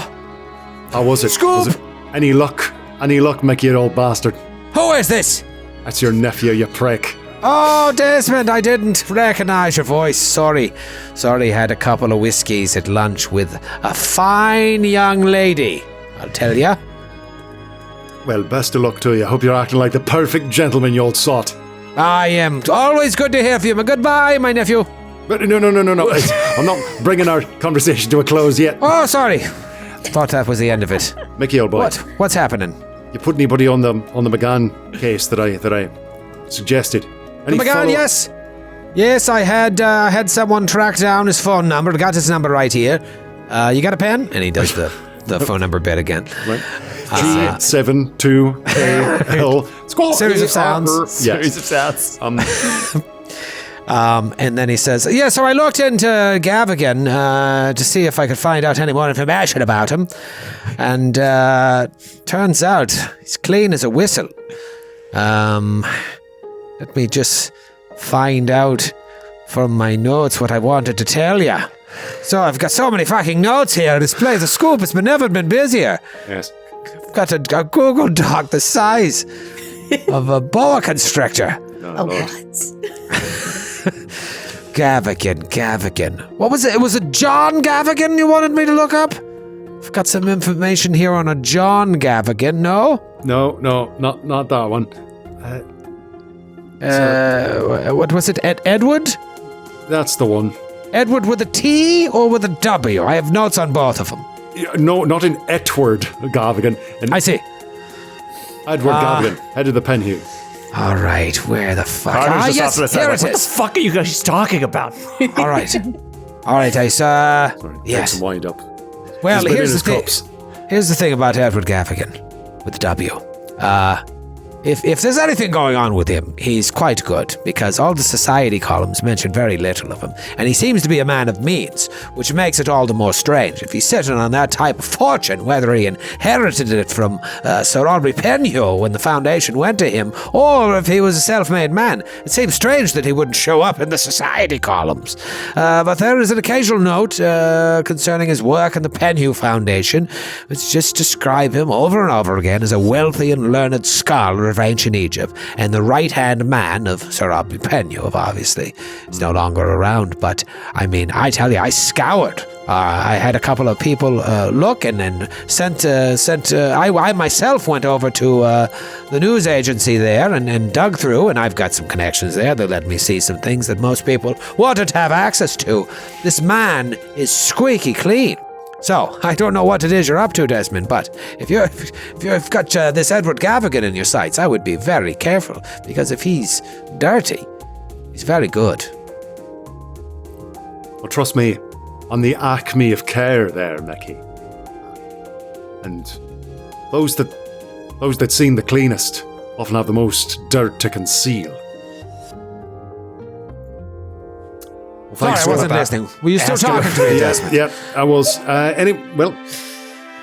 Anyways, rest- my nephew, it's so rest of good your to evening. talk to you. I hope this was helpful. Wait, don't let him hang up. Ask about this Neville Lord Price guy. anything run the wire of this Neville Price? Neville Lloyd Price. Price.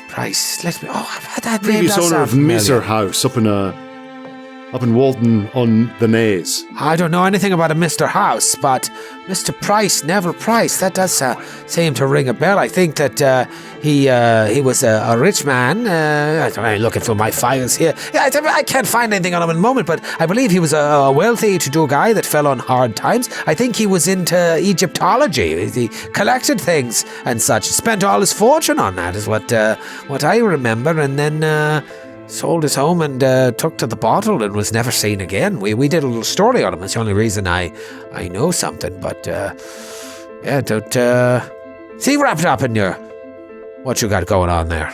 Oh, just connected, I think. We got nothing on a next of kin for him.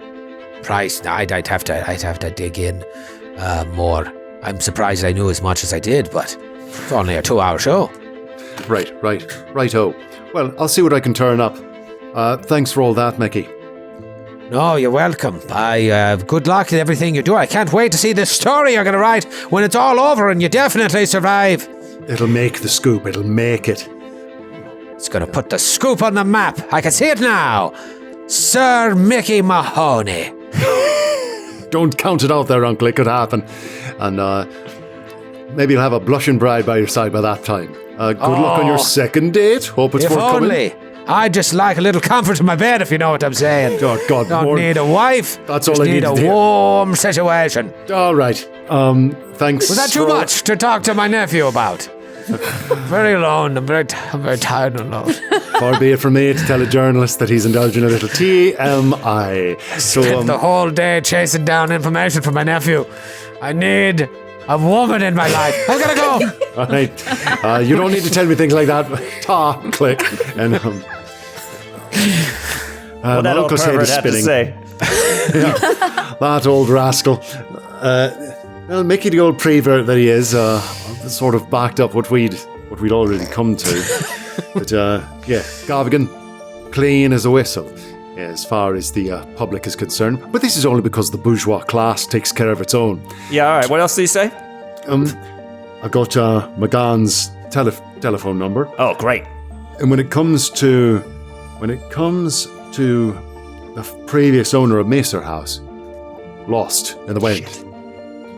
Turned to the bottle after losing his money, paying too much for his Egyptology habit.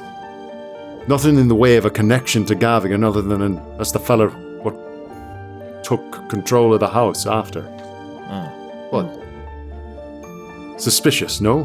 Yeah. So, shall we see if we can, and he just picks the receiver back up again, put a tail on Mr. McGann, and ask him how the weather is up in Scotland.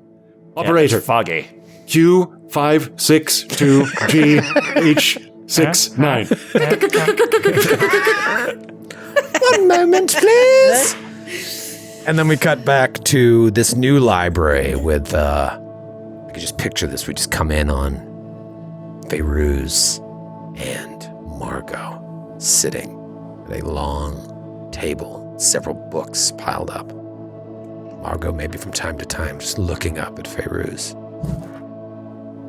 Can't even look her in the eyes. You're doing some deep diving into the Black Pharaoh. Give me a library roll. Oh boy. Library. Library Don't use. fail me now. Come on. Fuck. Oh my god, I rolled a 1. Under 32. Holy shit, both of you rolled. Wow, okay. Damn, dog.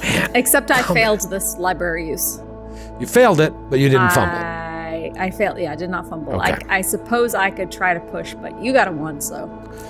One's good, yeah. And we saved those pushes because of the bad stuff that happens. But extreme success is going to help, and also make sure you get out of there before it gets too dark out. Mm-hmm. Quite a Sunday here. Surprised the libraries are even open, but it's episode Not 19. Chick-fil-A. Oh, wait, they weren't. Go back. Let's go. People Sorry, I read have to on wreck on the Sunday. whole episode.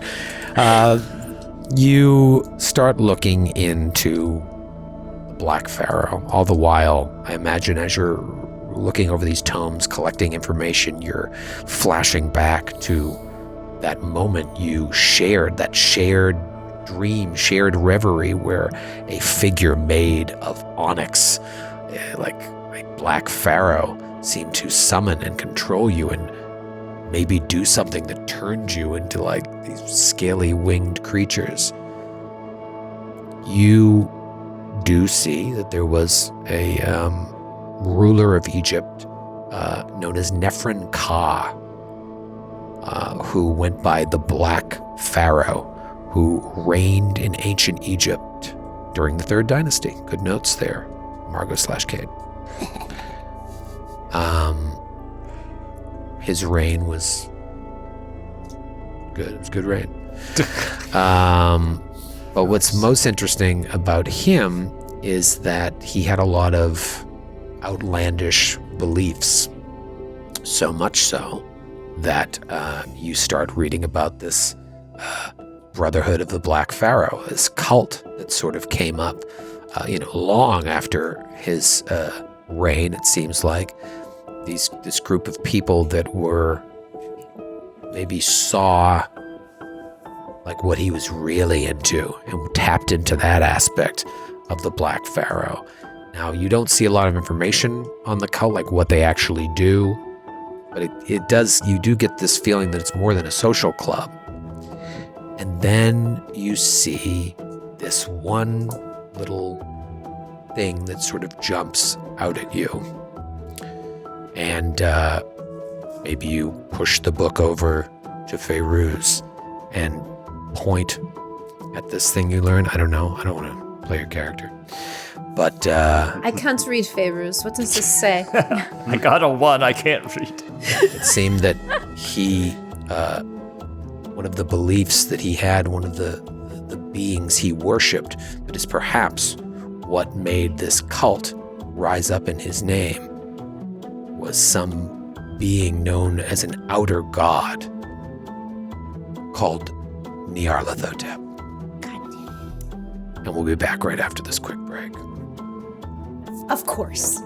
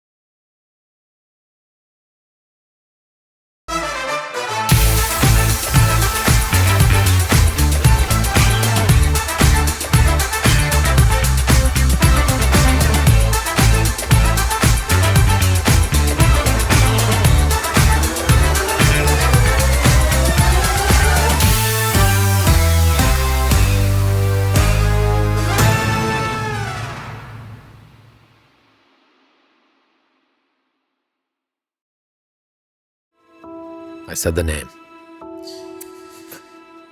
But now we're going to go back to the payphone with Carter and Desmond. And a guy who doesn't do a Scottish accent. Oh, boo. But who crushes an Irish one. Crushes an Irish one. So you How will call you know until you try? the number that Mickey gave you, and someone picks up and says, Govan District. Excuse me? Govan District Asylum. How can I help you? Yes, I'm a journalist for a newspaper situated down in London. I was hoping I could speak to someone there by the name of Alan McGann. Mr. McGann is a resident here. Resident? Yes, it's not something we normally allow. What is this in regards to? Following up on a story, just getting some more closure about exactly what it is that happened to Mr. McGann. Is he capable of speaking to me on the phone? I promise it is just to dot some I's and cross some T's so that my editor will be satisfied that we've got the whole story. I sincerely doubt it, but I can patch you through to the doctor in charge of him, Dr. Brown. I'd be much obliged to you. Thank you for that. All right, hold please. Everyone, everybody dance now. A Muzak version of Radiohead. Hello, Dr. Brown speaking. This is Dr. Brown. Who am I speaking to? Yes, hello. My name is Victor Bayside. I'm a reporter for the Scoop here in London. Sorry, Mr. Bayside, it's hard to hear you. The cars where you're standing. Yes, I'm afraid I'm calling you from a public phone. My time is rather short. I was curious if I could follow up with you about a story that we were working on about peculiarities up there in Scotland, about an inmate of your facility there by the name of Alan McGann. A patient of yours, I understand. Yes, Mr. McGann has been a patient of mine for some time. Maybe I can be of help. Something's a private doctor-patient privilege, but I'm happy to help in any way I can.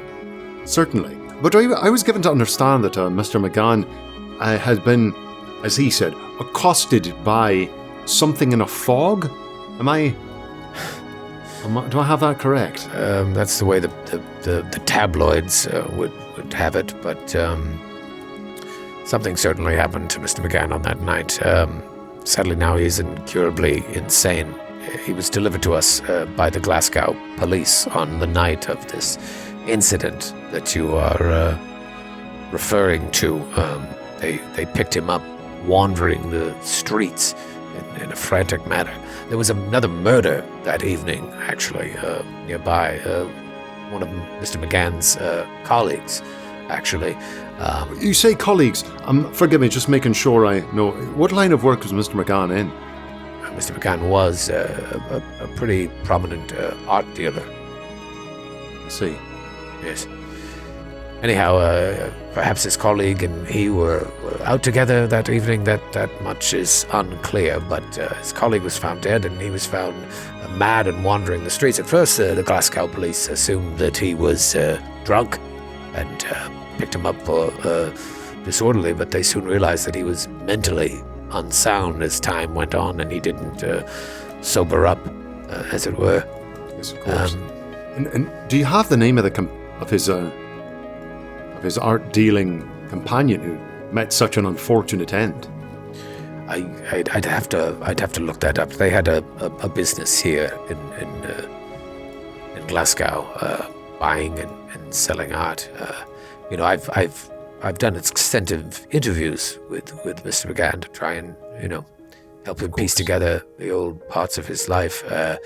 He he was working on some sort of deal at the time, which is the sad thing. It seems like he was very upset about something that happened in his dealings. He didn't get the price that he was hoping for, and had to settle for a lower price or something, some foundation in London that he was dealing with. And I guess there was a bit of a situation between he and the buyer. So he was upset about that, and that will come up from time to time. Perhaps that row triggered his mental instability, or led him to have these visions of something attacking him in the night. Yet at the same time, his colleague was found dead. So it's unfortunate, but the police have closed the case. Of course, on this, there's no suspects. Unfortunate, and of course, this is just on a fact-checking capacity. But the foundation. Now, I know, of course, it was the Penhew Foundation, but I just want to check the spelling. That's right. That's right. The Penhew Foundation. Check the spelling on that Penhew. Right. Oh, interesting. I'm curious. Just to shore up another detail. Please deposit 5 cents into the phone. Tillinghast. What is that? Carter's just eating the remnants of fish out of the newspaper. Give us 5 pence, you there, Tillinghast. Mr. What was it? Page View? Oh yeah, sure. Lakeview? Is this what is this? Is this a shilling? What the? I don't even know what I'm holding. A shilling? I can't put all this in the bleeding paper. Is this a pound note? Can you cram this in? No, you can't put the pound note. I'll put 5p in if I can. Yes. Are you there, Mr. Page? Still here, yes. Lakeview. Was one of his the artists on display there, just of course checking on the various artists, Shipley, that doesn't ring a bell. No, I could look through my old psychiatric journals to see if I noticed that, but Strange. no. What was the sort of art that Mr. McGann and his colleague were dealing? Modern. It's, surreal, it's classic. Egyptian art. He was fascinated with Egypt, and so he was heavily inspired by the old dynasties. It's very sad. He seemed like a brilliant man for all intents and purposes, and there's still glimpses of that in the conversations that we will have from time to time. But then he will go 1 minute seeming like maybe he's regained his senses to just screaming the same 2 words over and over again. Burning hair. Something about that night. That's all he remembers. Burning hair. Say it over and over again. We're talking just like you and I are talking now, thinking perhaps that I'm breaking through to him. And then he'll just scream or mumble or whisper. Burning hair. It's very sad. Yes. Yes, I'm just finishing up. I'm sorry, yes. Mr. Lakeview, but I do have to go. I have several patients to attend to. I understand you've already given me been so much, and I've been so generous with your time, Mr. Brown. Dr. Brown. Thank you. Yes, I gave up the title Mr. when I got my doctorate. Pay homage to your years of study. Yes. Well, best to you and all there. First, do no harm. Goodbye. Bye. A student That's of Hippocrates. Hey, I was wondering, Thing. why do you... He's like licking his finger. My God, your face is covered in... You've got malt vinegar all over your mask, killing us. Yeah. Why do you think people drive on the wrong side of the road here? I'm just watching the traffic. This doesn't make any goddamn sense. Why indeed? It's because these folks cling desperately to the past and to tradition. Yeah. They're so desperately clinging to the one side of the cart path. Anyway, what did you find out? What's going on? McGann was an art dealer, and you won't guess what was the type that he was dealing, and with whom. Penhue Foundation. Egyptian art to the Penhue Foundation. Got shit, into a little okay. bit of a haggle with an artifact, it seems, and when he didn't get the price he was looking for, guess what come out of the fog? Fog monster. Was that This poor was that man- right? That's right. Okay, all right. Yeah. This poor Well, man this is is hate. raving an asylum up there. And the great news about this is it's confirmation in my judge of character of Zara Shafiq, because if this guy had an argument with Gavigan and a fog monster showed up, then when Gavigan says he's going to deal with something, he's the one that sends a fog monster. That's right.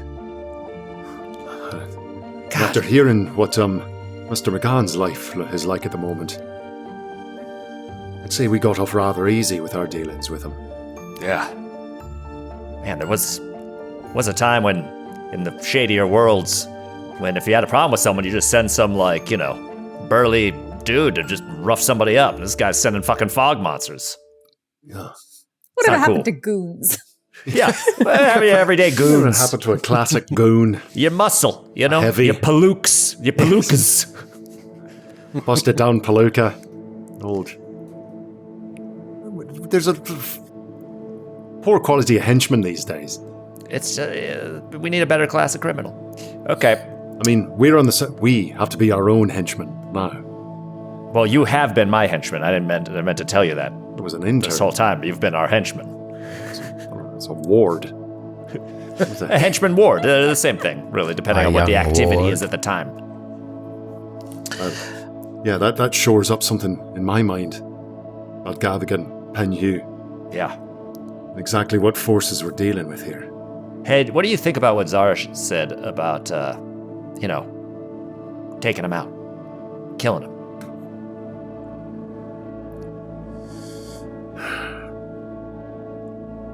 If what she says is true, and this Gavigan character has been the cause of tens of murders, people simply disposed of for his callous disregard for human life to build himself up in this deranged fantasy.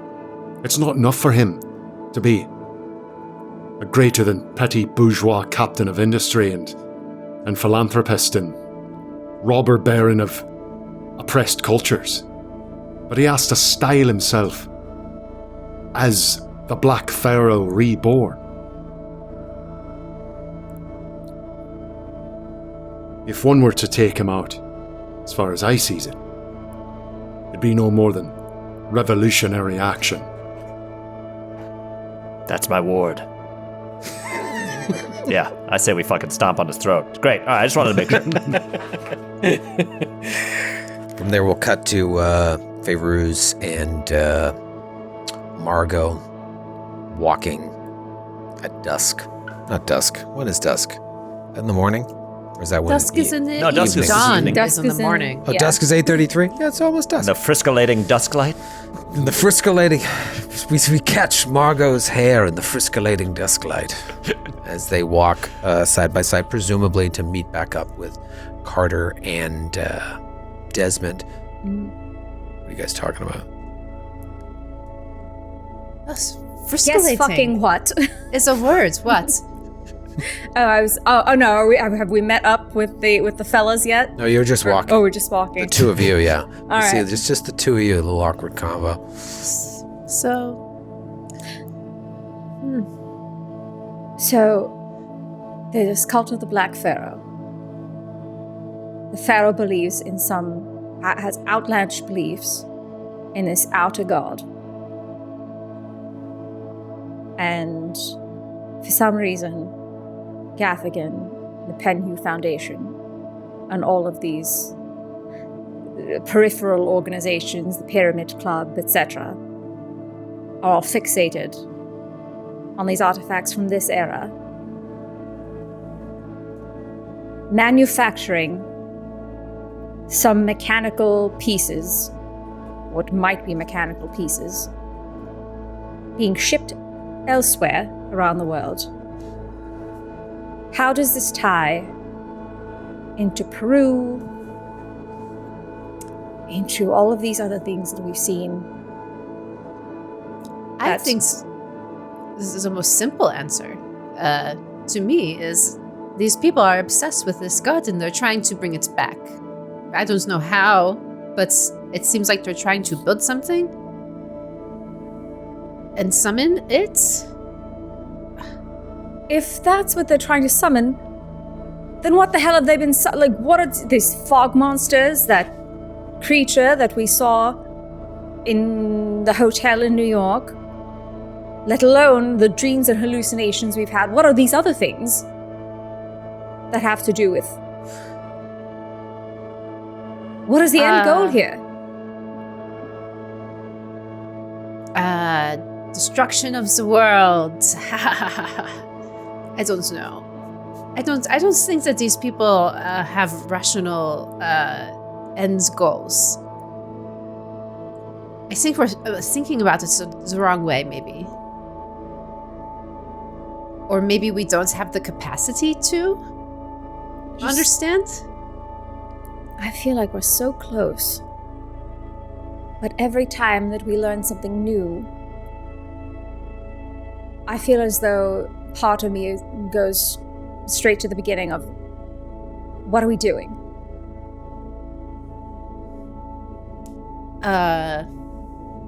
Yeah, I mean, if you ask Carter, we're trying to save the world. If you ask you or I feel like it's knowledge that we seek, and who knows what Desmond wants, something about capitalism and the man, probably, and maybe he thinks Nyarlathotep is the man.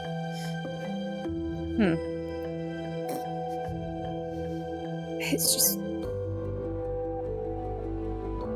From the things that we've seen, with that mask, with the dreams, all of it's been horrific. What part of this seems enjoyable to these people? If they're having these... Why is it that some people are having horrific experiences, like Shipley,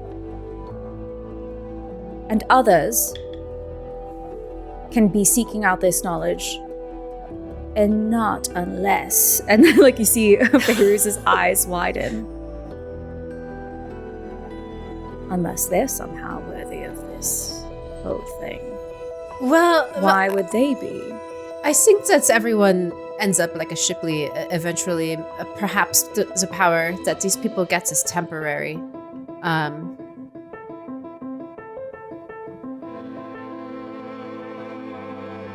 But as far as what we're doing, I mean, I don't know about you, but at least for me, it sort of feels like a lid was opened on a box that we cannot put the lid back onto, and I don't know what's at the bottom of the box. No. Or how far down it goes. I don't know, but I want to know. Don't you want to know, Margot? Yeah, I want to know. But I think we should be careful. Right. I think you should be careful. With your... I think you're right, we are worthy. But... I don't want to get it out of hand. Well, it's too late for that. I mean, we've burned several buildings down and Yes. left a trail of destruction behind us, haven't we?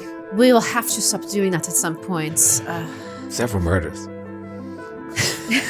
One murder, several accidental deaths. I keep forgetting we've killed people. Well, I hope the boys found something.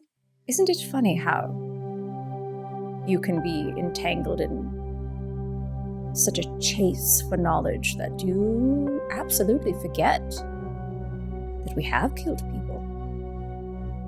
We have destroyed lives. Maybe one day we'll become the monsters, am I right?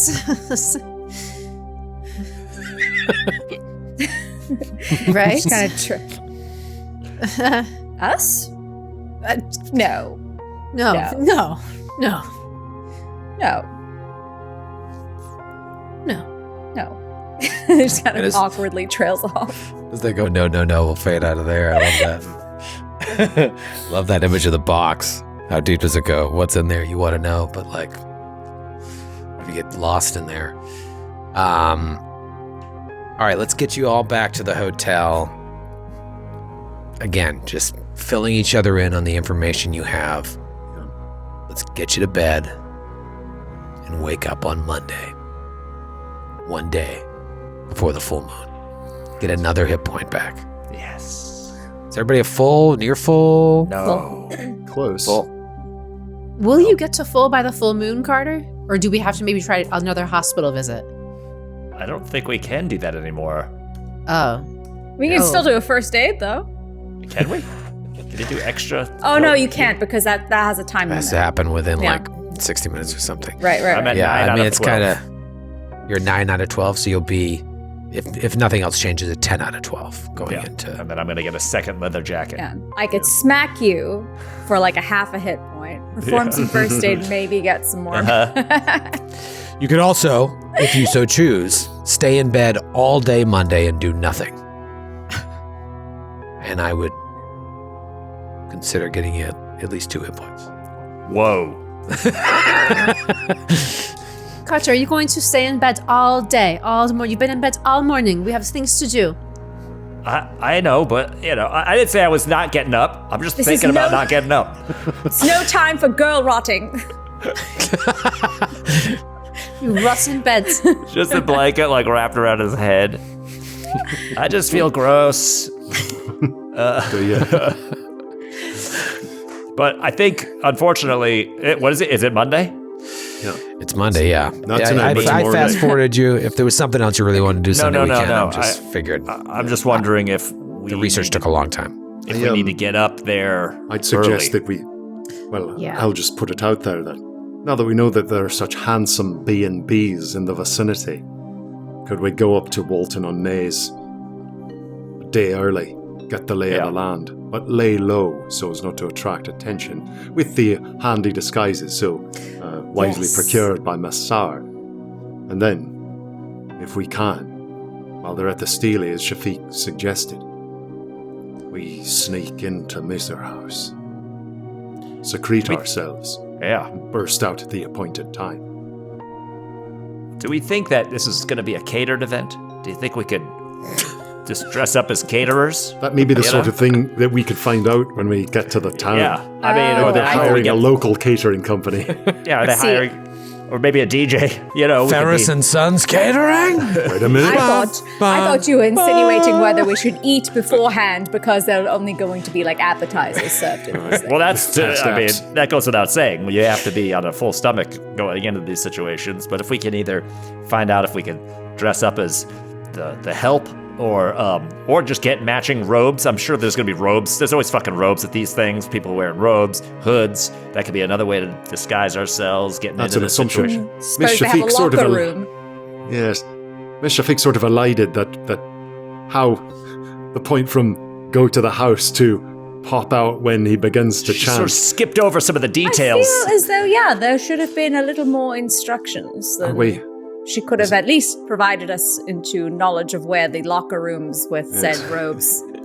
Is it a group that we could move among incognito, or should we be well and truly hidden? Yeah, the one thing she said is that, like, you know, before the hours leading up to this, they're all going to be at the site. You should have, you know, an easy run of things, but you got to be careful. Don't fuck things up. And then they come Wait. back to the house to do Right. the final ritual. Is that Right, right? So No, in my- the way she described it all happens outside at the Stille. Oh, okay. Oh. Yeah. okay.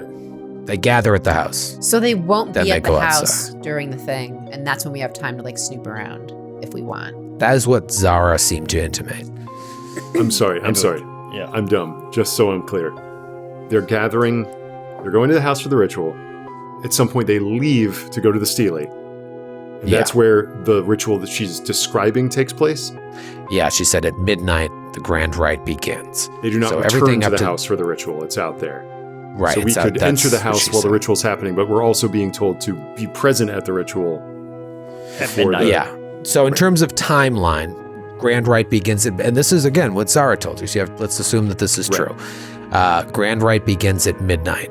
People start gathering earlier in the evening. That's when like maybe going to Misr House isn't the best idea. People are getting there, getting settled. You don't really know why the house is important. It's just that's where it takes place. That's where they gather, I should say. Mhm. At a certain point, they all go outside, hours before the actual event. That's where the cocktail party is. And that's when it's a good time to sneak into Misr House. And then you just want to make sure by midnight you're there to wait for the signal of Gavigan screaming and everybody, speaking in tongues and Old Testament shit.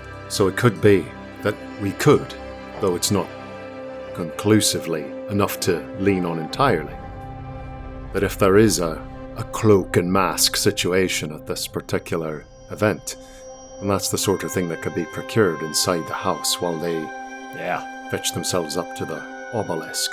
Or fucking like magical weapons and Uh, more armor. Yes, certainly. Perhaps there'll be a magic wand and a mace of ice and fire. But You're talking like magic wands don't exist, Des. Like someone didn't point one at one of our friends and just completely dominate their mind.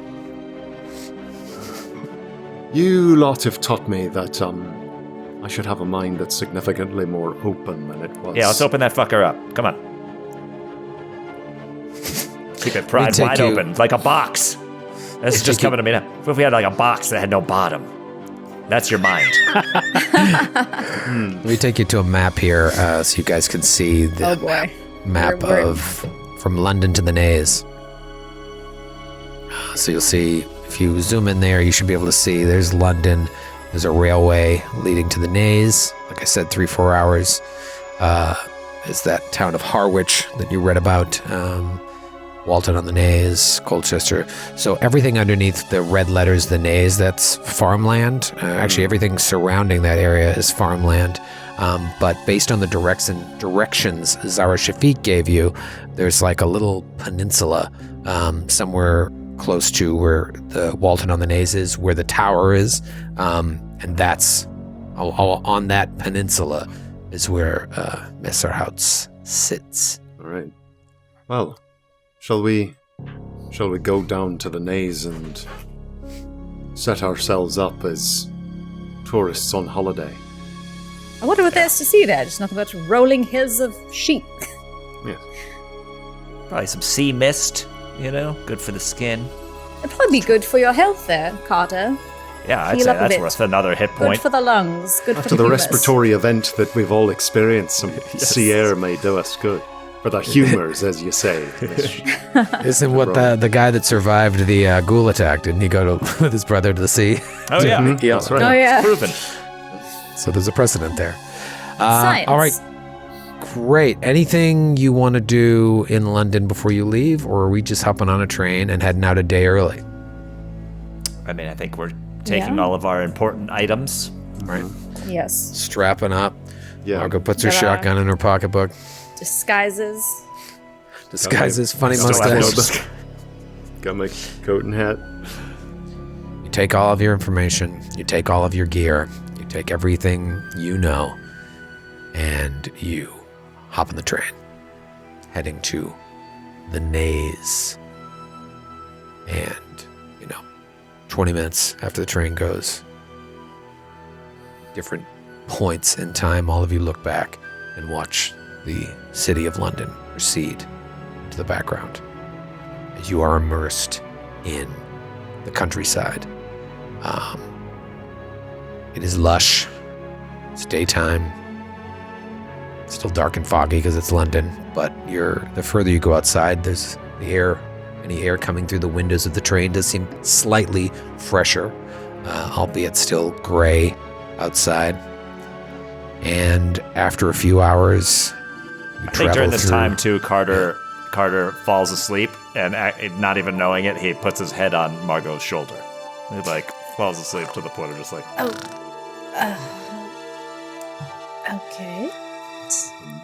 There. If you look across the cabin, Desmond has his little trilby on. He's kind of glancing up at this tableau of him drooling on Margot's shoulder, and goes back to his little book that he's reading. Just still with that question, are you willing to do what it takes? As he's reading, Royal Terrace, the terrace by the grace of God and the law, are in practice brutal, disdainful, deceitful, secretive. We have no compassion, and we ask no compassion from you. When our turn comes, we shall not make excuses for the terror. As he's reading editorials by Karl Marx there in the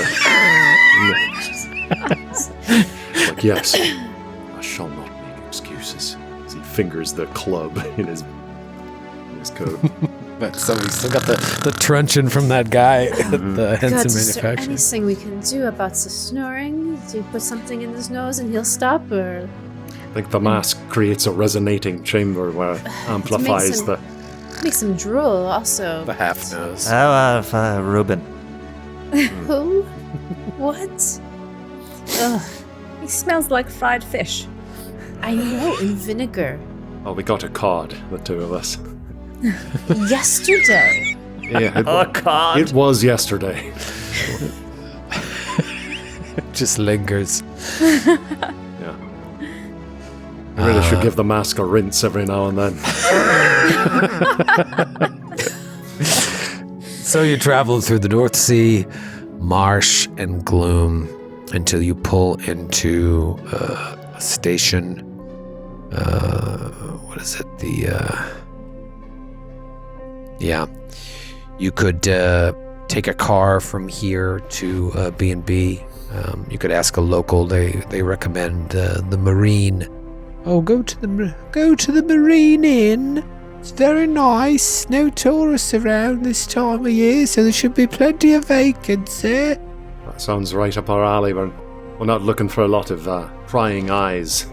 I feel like we have to be careful if there's some sort of exodus of people coming to this ceremony. If we're talking 50, 60 people, they're going to be staying somewhere. And we don't We should necessarily always want to be be... having our wigs and our disguises on. Right. And be careful who we divulge any information to. I mean, how convincing are these wigs? Are we talking like lace front wigs here? What does this just look like polyester plopped on your head? I did my best. I'm asking you. I don't have Von Villiers money anymore. We do. I guess we what we can do afford. with what we have. This one's a rainbow afro. Did you hear this guy? Lace front. Ungrateful. Yeah, I imagine as you get off the train or even while you're on the train, you're watching everybody and just wondering, is someone following you? Anytime you make eye contact with someone and they look away, are they with Gaffigan? Are they with Jafik? Are they with Henson Manufacturing people? Are they with the Order? There's so many people keeping tabs on you. Are they with Scotland Yard? Watching you get off the train. Same feeling, just surrounded by people. You almost feel safer. Like if someone was going to do something to you, it's better to be around people. You hail a cab to the Marine Hotel. Innkeeper is a plump old woman. Oh, don't get many tourists here in the off-season. Are you seeking a room? Yes, 2 rooms, if they are available. Oh, yes, couples, lovely. Well, it's a shame you're coming in the winter and not the spring and summer. That's the busy season. The seafront is a bustling cavalcade of bright colors, milling promenaders and bathers. Of course, now it's just grey and wet and empty, but plenty of rooms at discounted prices. Not used to having people here. All right, I have a couple of lovely suites. What are the rooms here? Who's married to who? Are we doing this bit? Are we? Yes, Or every hotel are we has doing this the? bit. Will they or won't they? I'm like looking over to Margot and Carter, and be like, "Are we doing this, or are we doing It's less splitting up?" married, it's more co-eds, or it's the opposite of co-eds. Oh, my dear, I was young once. I co-ed with many a gentleman before I was married. Well then, all right. My husband's dead. I still get out there from time to time and co-ed. Just had a lunch date today. Yes, I just had a lunch date today. as a I'm matter gonna of give you the fact. number of my uncle. I think My he name's might Siobhan. Yeah. Well, Anyhow, your rooms. Desmond will just be like, "All right, you and me, Tillinghast," and he just takes the key. Yeah, that's what I was gonna say. Oh. Well, who am I to judge? It's 1925. Not 1920. I did not know people were so progressive in the days. I dabbled in my day. Yes, for my husband, of course, and after he passed. I get around. Anyhow, enjoy your rooms. We haven't had a lot of guests. I haven't had anyone to talk about my sexual escapades with all the time. Right. Enjoy the room. Oh, no, I'd love to stay in the parlor all evening chatting with you. Oh, I could tell you a story that would make your curly hair go straight. Oh, well, I dare actually, say you I might could. hang down here for a while. Pretty interesting. Oh, yes. Is there we had a breakfast in the brochure morning. Oh, lovely. with Is there a brochure with the local sites? How far are we from the monument? The monument, I'm sorry. What is that? Or the, how do you call the The landmark? Naze Tower. Do you mean the landmark. Naze Tower? Oh, the Naze Tower, yes. Not too far. You could walk there. It would be a bit of a walk. It's closer to the shore. But if you took a vehicle there, it's a short walk from the road, and she gives you directions. That's lovely. And my friends and I are sort of boffins for old manses and the like. Are we rather close to Boff old men? What did you say? excuse me? No. Sorry, I'm hard of hearing. Yes, rather boffins for old architecture. Yes, manses. Yes. Longview, is that in the neighborhood? Longview? Longview. Great hall of some renown, I hear. Great Hall, Longview? No, I'm not Perhaps it familiar changed with its name some point in the past. that. No, what kind of a building is this? A mansion? A great house built during the reign of Elizabeth I. I don't know much about history or this Longview. There is a mansion on the island, though. It's more inland. It's privately owned. I believe the owner of the home owns much of the farmland around as well. Yes, yes, wealthy to do gentleman, I assume, but no, don't know much about that. Longview? I'm not familiar with the name. I don't know what the place is I'm called. sure it's my own confusion. Thank you, miss. We'll be tramping around this farmland and taking the sea air. Was I helpful at all in answering your questions about the adventure? We'll be sure to leave a lovely review. Yes, I'm going to give this Did I move interaction. the story forward, or did I just Are you Are you going Stars. to ask us for a tip? You going to ask us for a tip? No. You'll pay your bill of fare with Thought tax. you didn't do that here. No, Is there I'm a the customer owner. survey that we can fill out? Or? As a matter of fact, you'll be emailed after your stay. If you could just say that old Shaban at the desk was lovely and didn't at all talk about her sexual proclivities. I'd appreciate that. We'll leave that part right out. Oh, that was my favorite part. Yeah. I've made love in Right. every room in this inn. Thank you for that. Yes. Sometimes with myself. Well, Tilly asked him twice That's as 5 minutes excited before I'll you meet to you up came in there. shut up with you now. Just before you came in, I was going to head to room 312. It's been a slow day. Well, now we'll get to play a fun game of which surface in room 212 is old Siobhan from the depths of ecstasy on. Oh, don't you worry. We have a very competent maid service. This is conical shaped objects everywhere. Oh, God. Enjoy your stay. I will enjoy it, not half as much as you will, it seems.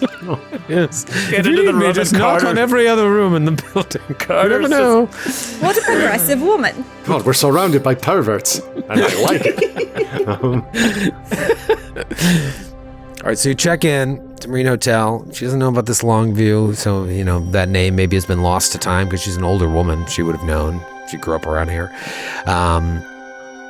But she does mention the mansion, and that seems to kind of jive with what the directions that Zara Shafiq gave you. However, the directions to this tower are pretty far away from that. Okay.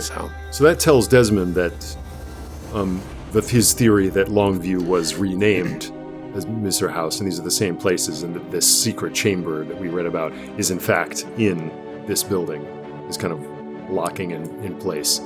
And, that's precisely where I'd like to go once the place has been vacated. Yeah, that sounds great. Now, this is an island that we have to get to. We're on it? yeah, it's a peninsula. Let's say there's maps around. I'm sure there's maps of the area, right? And you look, and they're not as detailed as the maps of today. But you look, and you don't see any islands per se, but you do see a section of the Naze, Walton-on-the-Naze, that is like it's a peninsula where to get onto the peninsula, it's so thin that there has to be like a bridge or something there connecting it. So it's like it's almost an island, but it's Okay. more of a peninsula. Okay. Because I was so like, you imagine there might to get be- in a boat. Well, you look at this and you're like, wow, if we wanted to, it seems like we could get on a boat and come around that way if you wanted to. That's not an impossible idea because everything else looks like you're going to have to go up a thin road leading straight to there. Now, I'm assuming whatever you choose, you'll be approaching with some element of stealth. But yeah, you could. Carter started looking at that. You're like, If maybe our goal is to small be boat. secretive, then perhaps renting a rowboat of some kind to get ourselves around by the back way is the way to go. Otherwise, we'll be creeping across this spit of land and we'll have to pick high or low tide, perhaps. Should we stake it out Solid plan. today? Or no? Well, if it all begins... But again, it seems like everything that we've got to do is around about the hours leading up to midnight, and that it all begins at midnight. A little reconnaissance wouldn't hurt. Get there a little bit early, but we'll have to be very, very quiet. I mean, it's February, right? I'm imagining it's going to be dark on the earlier side. So we'll be able to, if we do want to row up, we could do it and have plenty of time to take our time before we get into that house. All right. Well, I'll talk to old Siobhan about boat rentals if she can carve time out of her, shall we say, busy schedule. So many rooms to Yes. Have Listen. fun. make your rounds. Carter's just looking at like the bedposts and the bed, just like just furrowing his brow. All right, so you're thinking about getting there on foot, getting there by car, or taking a boat for a recon trip today? Oh, today. Oh, I didn't know. I thought I you think said we were just today. talking about like the night of. Yeah, I think evening Yeah. of, twilight Okay. of. Yeah. Okay. Great. I mean, we can just fast forward unless there's any other business people want to accomplish here. Are we in Or just anything talk. like a little village? Or is it just kind of an inn on a spit of land? Yeah, it's a small little town. You see that most of the businesses are seasonal, and so they've been closed. But there is like a general store and a small little restaurant. If there's yeah, a there's a pub couple or places. a restaurant, I might Pub, yeah. the kind of place where we might be able to chat with a local. Not to really belabor it, but just get a sense of like, what's the local opinion on the laird of Misr House? I mean, asking around. It might also draw attention to us. Well, I if, was Yeah, no, that's Make not sure what I was you going to wear say your necessarily. disguise. But we do have these wigs. But yeah. but also like, if there's any like servants that work there that would live in the town, you know what I mean? Like, if there's a Oh, way to right. sort of. We were going to see if we could sneak in as part of like people who work at the house, but we're not. Or gonna even do less that, and just more like, yeah, any bit of extra information we have about. Yeah. Oh, the back door is always open, or what? You know, that would be. That's you It's know. a back Although, door. You did- love did- Not did- back getting into it doors. again. Am I crazy? Is my memory like wrong that Shafiq even said like you can't trust the people, the servants, like that it's all. Oh, I can't you're remember. right. Yeah, I believe. Yeah. I thought something to Yeah. that effect was said. Yeah. All right, then maybe we should be careful about that. Yeah, I think trust it's no safe one. to assume that if we make landfall on the Isle, after that, don't trust anyone. Yeah. Unless, Trust of course, we see no one. one of your truckloads coming up from London. If that's the lot, what's going to be? Sacrifice to that critter you showed me the picture of. Want to roll out to the local pub? Yeah, sure. Yes. You gotta See eat. if they Gotta eat. suck You ale gotta off eat. suck Gotta ale eat. off of shirts, maybe. Yeah. See what are the local customs? Do they do that here? Get a Yeah. pie I am not crust flirting filled. with anyone today. No flirting with locals. Low Unless they're profile. cute. Keep it easy. You go to this pub. It's called the Dunwich Inn, and the name itself is a little creepy. Come inside, and there's like 2 patrons at the bar, and a lone bartender. And the patrons look at you, and they all get like these like weird bulgy eyes and like wrinkly skin. They just kind of look at you and go back to their drink. The bartender sees the 4 of you, and you think he'd be happy to get some business. And he's just like, you can sit at the bar or you can sit at the table. Charming. Wait, Troy, sorry. Are you saying that they all have like a crazy features? Or they just. They look a Or little they're weird. old. Yeah, they're old, They're just but being they sus. they have like just kind of like their eyes just seem too big for their face. It's just a little creepy. You walk into this Almost weird like a little painting country town. that we saw with people whose eyes were too big for their fucking faces? Oh, we did see that. You're at this point now where everything Also, has you not on written edge. down. Yeah, it's a little too suspect. You see the bar, see the table. What- I, did you I choose would, the I would bar or say table? we would probably want to sit anywhere we could easily overhear a conversation. Yeah. Maybe. Sure. Table but nearby. Also, Table everyone nearby. opened their eyes really big. Maybe we can Try to blend in. Yeah. You sit at the table, the guy sighs. He walks over. Stomach is peeking out from underneath a soiled apron. What can I get you? Kitchen's gonna close soon. Whatever the specialty of the house is, my man. Well, I'll tell you, I have been enamored with these fish and or chips that you've got going on. Feel free to put them in a newspaper. I recommend the scoop. Or a plate is fine, too. Four fish and chips? Yeah, Yes, I'll eat whatever they don't eat. Sure. Alright, do the drink. Cold beer? Any cold beer? No, only more. Your finest warm. Yes. Yeah, I'll drink. I don't care what it is. As long as it's Four alcohol. fish and chips. Finest lukewarm ale. Slow Four season, ales. eh? This is the slow time of the year. Aye. Where are you from? Me, Yeah, you. Belfast.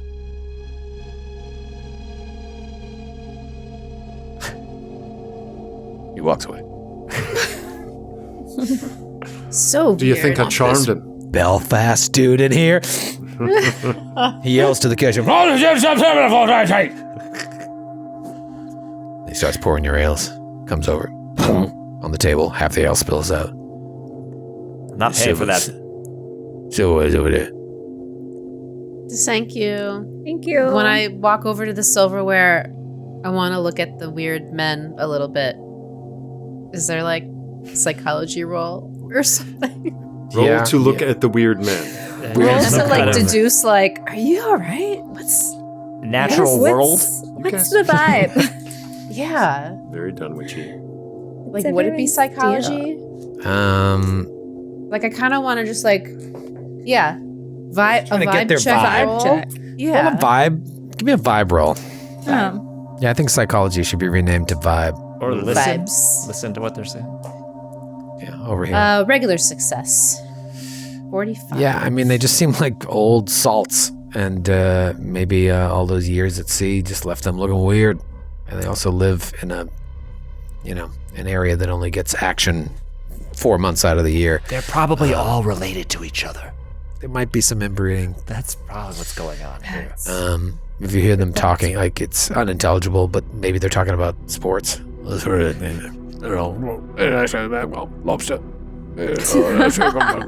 Lobster sports. Lobster sports. Drawn butter. Goal! Goal! And, guy comes back over after you finish. Can I get you any of this? You have been wonderful. Thank you for this. What brings you up here? We are to see tour people? guide authors. The Well, four of us write What's that mean? we write tour guides for tourists. So we go around sort of lesser known places and just check them out, and we do little write-ups. And this place, Fun articles in the local paper. That's Yes. right. Man I'll from Belfast draw comes up here. pictures. Like that. I'll draw yeah, the she draws find what's it called? Where pamphlets. spot the differences between two images for the kids. So the kids have something to do. I don't know nothing about that. Oh, okay. Well, trust me, you guys are gonna get a great review and a great little picture. All right. Might even pick up in the off season. In the off season, what do most of the folk around here do? If there's no tourists about? I mean, you keep a fine house and a fine table. Some folks out fishing, or working up at the big house Big down the house. spit. Old mansion. I don't know what goes on there. It's inland. The people fish. Can't swim, it's too cold. But we had some people come in past couple of days, more than usual, coming through, getting a bite to eat. Think they were heading up there towards that mansion. Don't know what goes on there. Just stay here. This Do was you me think they rent father's out place. for events? What's that? That house. The Do you know mansion? anything about? Do they possibly rent out for events? I'm Nah. thinking of possibly having a wedding. during the season, the on-season, when the weather's nicer. I don't think they do that. You going there? No, but our business where we make pamphlets about tours, it has a special section for like spooky things. Is there anything spooky that's goes on? Anything in the Call way it of the creepy corner. local color. I don't know nothing about what goes on up there. There's a bridge. That's all. It's you only go there if you're meant to go there. Ooh. We'll definitely put that in your article, Mr. Spooky Braun. bridge. There's a bridge. Yeah, it's a bridge. Do they have their own Turns. like private? Like, do you think they're boatsmen up there? Did they think they have their own little private dock up there that they go to and fro from? The sloughs up there, the levees and the dikes make it impossible to get big boats over there. You'd have to have a small boat. And the sort of big boat's not going to get in there because everything's built on a levee. The island's up a little bit, but there's dikes and levees and whatnot. Between that and the sloughs now, you're going to need a small boat. You want to get over there. Probably a dock or something, but no big boats. No big boats can get over there. Too marshy. And is there a local paper here? Yes, it's the Colchester Gazette. The what? The Colchester Gazette's right over there. Oh, yes. I just wanted to make sure I heard that correctly the first time. Because That's right. Fairuz is thinking, like, wondering if there is anything weird in the papers or even if there's a point of contact of somebody we could maybe ask some questions. I'm just spitballing here out of character. Sure. Well, thank you for coming in. I hope you enjoyed the service that I gave you, and you enjoyed our fish and chips and ale. And please write good things about me in your book pamphlet. Oh, That we shall. Absolutely. And what was your name again so we could write some wonderful things about you? Martinique. Martinique. Martinique. French. Martinique. Martinique Beauchamp. Not what I expected. Well, Mr. Beauchamp, I'll leave you a good review. Things I around only here hope you that never you- what you expect. I only hope that you have as much of a passion about your work as the lady what runs the local inn. Siobhan? Troy, She's I'd a like to rascal. do just a spot hidden here, just to make sure, especially that we were just like, we're staying with the old lady at the inn, just to make sure no one's really peeping Listening, us. yeah. Yeah, give me a spot hidden. Oh, shit. Oh, I got a 23 under 28. Yeah, you look, those guys are so embroiled in their conversation, unless someone invisible is in this room. You feel pretty safe. Okay, great. Thank you for that. Martinique Beauchamp goes back to washing glasses with a dirty rag. And you walk over to grab a copy of the Colchester Gazette. Nothing in the headlines, nothing jumps out at you. It jumps out at you as Cult meeting tomorrow. cult meeting tomorrow. All invited.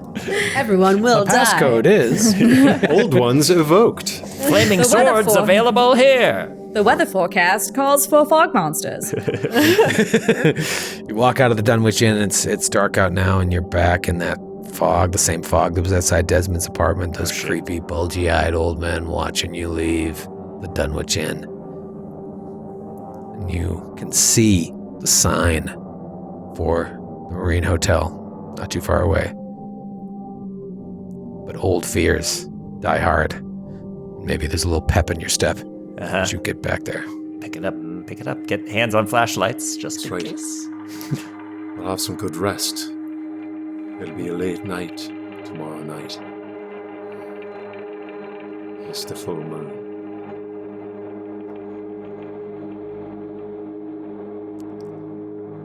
Get back to the hotel. Thank God. Go to sleep. You wake up.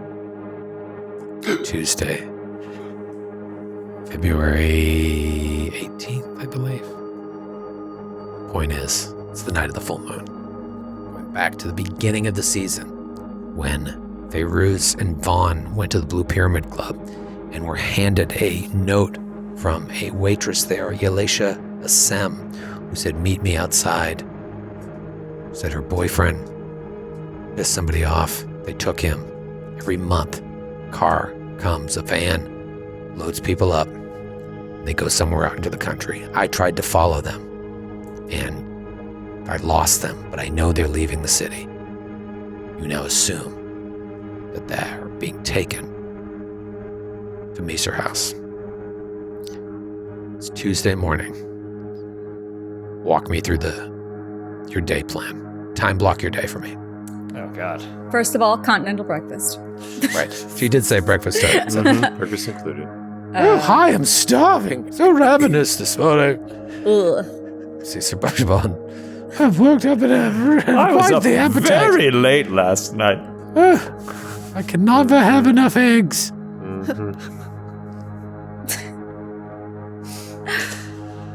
It's just the five of you eating breakfast. Yeah. God. Yeah, I'm not sure. We just like, do we just lay low until the evening? What was that, Kate? I said, I'm not sure. Do we just like lay low until the evening? And then you're thinking Part of boat, like- you're thinking car, you're thinking walk. I'm thinking rowboat. Yeah. So I might talk to the mistress of the house. Like, is there a place around here where we could rent a rowboat big enough for 4? Oh, yes. Jack Spade's rowboats. He's still renting them out. I imagine he hasn't closed down. You could always tell. I'll ring up Jack right now. Hold on. I understand it's Jack, not it's season. Siobhan! Oh, cut it out! You know that I don't do that anymore. Yes, I have some, Jack! Will you stop? I have some guests here! They can probably hear you. Just full on Benny Hill character. Just like, down to the obsession with sex jokes. Are you, I know that, you normally close down over the holidays. Do you? I have a group here that's looking to rent a rowboat. Yes. I believe they're trying to infiltrate a cult mansion. Yes. Just a leisurely, cult mansion boat ride. What's How that? does she know that? Oh. All right, great. I'll send them your way. I bet these walls are very thin. All right, Jack, stop it. I've got to go. Yes, Jack said he has a boat for you. Great. Lovely. Troy, does she look all fucking weird and big-eyed? No, she's a little creepy. I know who she looks like, but I can't describe her. Okay. She's got like a kind of a paperboy cut, but white hair and just like glasses, and she's not very The tall. target? The woman that was the target? The magic! With the big glasses. The fashionista.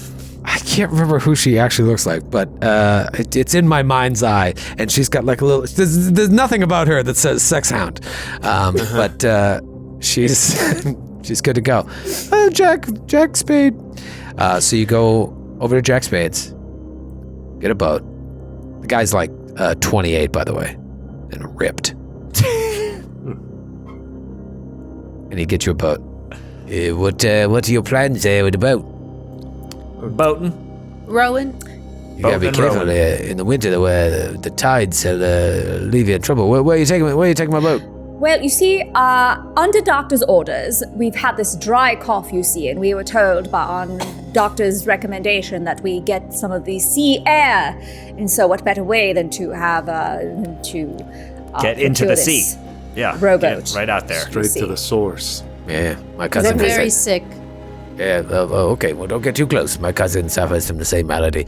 That's all right. All right. Well, just be careful. I don't know if you're gonna stay close to the shore or not. I wouldn't go too far out. People that go far out, they don't come back. I don't care about you. I care about my boat. No offense. Sure. If you're taking her up the coast, just be careful. The levee's there. It's complicated. I would stay close to shore, but not so close that you're going to get the boat caught on anything, right? Sure. Only make landfall if you see a dock or if it looks safe. Now, are you planning on returning this later today, or are you taking it overnight? I'm not sure We'll what have you're it overnight if you don't mind. Come back tomorrow morning. Overnight? All right. There's not many places out here you can stay besides the marine. Everything's closed down. We may take it out at sunrise, but we'll plan on tying it up tonight. But if we, not my if business. just so that we don't have to rush back and bother Yeah, we you. just don't want the pressure to come back, Right. keep you waiting Right. around. No, I understand. All right. Well, it's a little strange, what being middle of February and whatnot. Just bundle up. You don't want to wear a life jacket. You do whatever you want. You're adults. But here you go. Here's the oars. And, What's a levy? What's that? What is a levy? A levee. It's the land is because of sea level. They have to build it up so that it doesn't get flooded. All right, so I'm sure we'll be fine. most of if you're going around there, the levees, you want to get the boat caught and whatnot. And yeah. Anyways, all right. I'm done being a part of this story. Right. He goes into a Thank you. shack. Thank you, Jack Spade. Thank You've been an That's right, Jack integral and Spade's important votes. part Yes. of all of this. The SS Spade.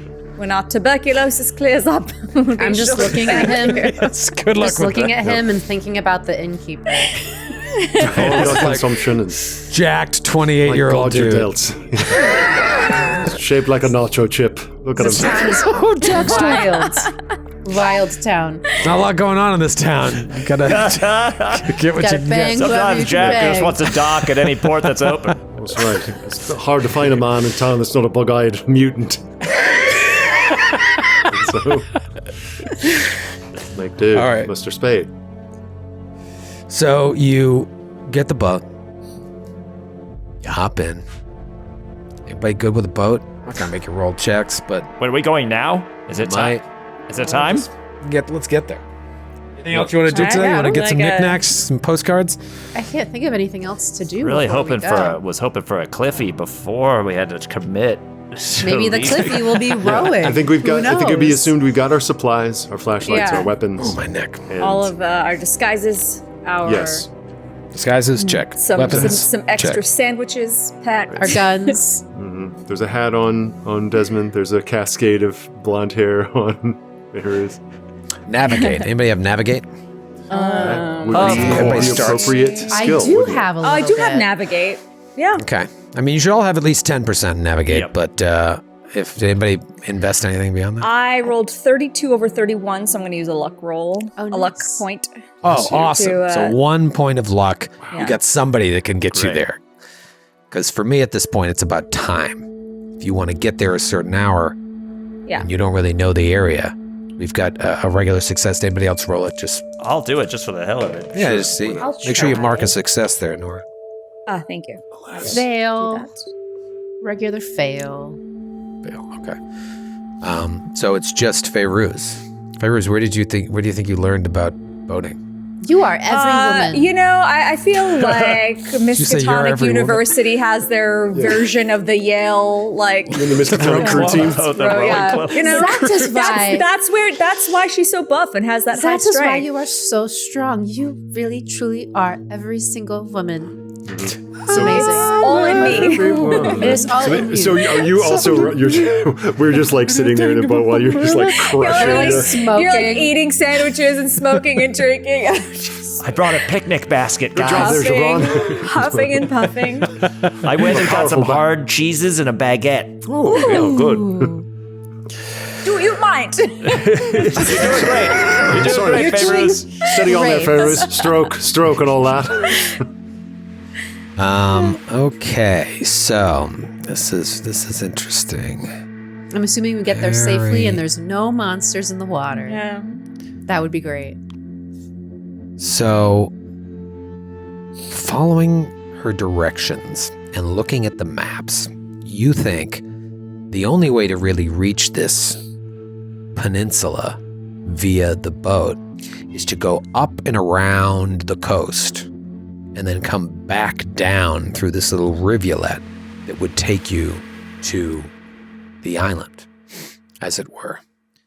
And so you take this rowboat with Fairuz navigating up the coast, and you're looking inland. It's all trees, farmland, and the further up the coast you go, the farmland starts to recede, and it's just forest. But after, maybe an hour or so of rowing, you see a tower right on the edge of the coast. This must be the Naze Tower. Maybe it was a lighthouse back in the day, but now there's no light. There's no anything there.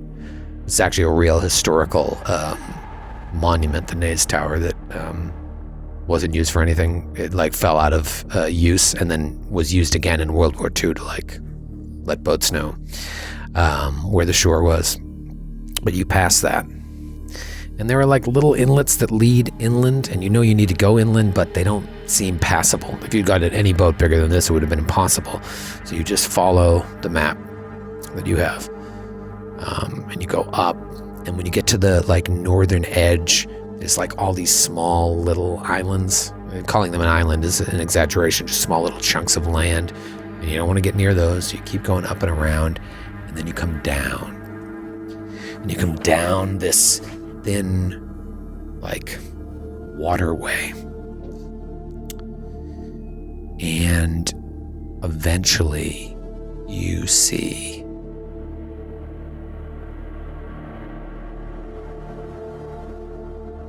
like lights in the distance. Enough lights that aren't moving that you think there has to be a mansion there.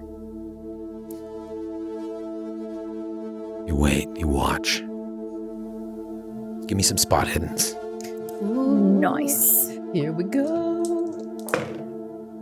Nope. Ooh, is that? I rolled another 1. Oh my critical stop it. success. She's on Jeepers! I rolled a it's 16 right here under for all to see. 69, so that's I'm hard, I think. fire. I rolled a regular success, but that seems besides the point. It seems silly now, but no, it's good. The cumulative is also degree of success. Extreme is great. Favoruse is just... She's navigating, she's seeing. Still drunk. She's spotting dimes. She's still wasted. Yeah. Still thinking about Jack Spade. Fucking sea hunk. Awesome. Sea hunk. There's a lot of trees, obviously, between the this edge of the river and the lights that you're seeing, which is good. You need that tree cover. You don't want there to be a wide expanse. However, up ahead, you see the trees start to thin out, and so you don't think you want to go too much further without risk of being seen. And in fact, as you're squinting and looking, you see Fairuz like the opposite end. If you had driven up to the house, there was like a dirt track road leading to an iron fence that like surrounds the property. But when I say the property, it looks like this is like 1,000 acres worth of land with the house sitting in a portion of it. And this fence goes all the way around it. And there's the road from outside leads up to the fence, and there's a little gatehouse. But you see 4 or 5 people standing at the gate. And suddenly like 2 headlights come up. And you see the people, like 2 people go towards either side of the car while the other 2 people stand back, just watching. This is much further away. I may have given it to you on a hard, but on extreme, I'm going to give you even more. If you had only rolled very good success, I wouldn't even let you see the gate. But you're looking, you're seeing this, and you see the people come up. Maybe there's some sort of conversation. They're still very far away, but then the car has passed through, and you see the car come up to a bridge. In fact, this river that you're on, like if you kept going, it would turn and go right up to this little bridge. You see this little bridge, and it drives over the bridge and then kind of goes away from you, but in the direction of what you think to be the mansion.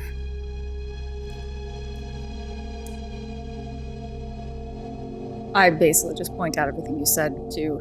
Right, so if this entire estate is fenced off, and there's a gate over there that I was presuming all of these guests will be coming in through. We don't want to make ourselves known.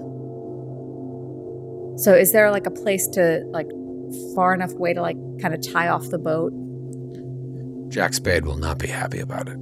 He is not getting his boat back. You know what? At this point, It's for the greater good. We're saving his life, really. Let's tie it off here, and We'll tell him that much when we return it. Yeah. There's always the chance that there's a storm. You know, the boat could get pulled off because it's not a dock here, but you can do your best to tie it off to something or fashion. Maybe some huge chunk of driftwood. Yeah. Walk me through it, because having a getaway. or like is it light? I mean, there's 4 of us. We could kind of probably also carry it up and Yeah. put it up on shore? Put it Yeah. up bring it on up onto the shore. shore, yeah. Yeah, let's do okay. that. great. No strength roll necessary. All of you combine to lift the boat, put it up on shore, thinking to yourself, wow, hope we don't have to get out of here in a hurry. Well, we just then push it back onto the water. It'll be fine. It's very heavy. This takes a couple minutes. Get this fucking thing in the river. Get up on land. To your far left, had you come in through this way, is that gate, those people. To sort of right and ahead, so northwest by where I'm sitting, are these lights. You guys just walk through the trees closer and closer. Shit, laying low. I'm Quietly. assuming there's Stealthily. growth. Yeah. Okay. Tree to tree. Trying to... Now, let me ask you this. Knowing what you know of the timeline that Zara outlined, what time do you think it is now? Like, what was your hope to get here by this time and approach at what time? So you 7, can 8, dictate that. something like that. I feel like Yeah, we would evening. see like a group of people leaving, and that's when we would go in, right? Yeah. Okay. All right, so you're We getting want in to have around a 7 couple or 8. hours to be in that house, I think, before we have to. Because Yeah. they Right. leave a couple hours before the ceremony starts, Yeah, right? Right. and if we Right, so- left right after breakfast, Yeah.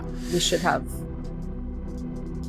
Oh, I think Right. we waited till it was like, getting Yeah, dark. you timed it in such a way, I think 7-8 is perfect. Yeah. The guests are still arriving, as it were. Car pulls up, and so you guys go through the brush here. Now, let's talk about stealth, because I know stealth is going to be a big part of this. Right.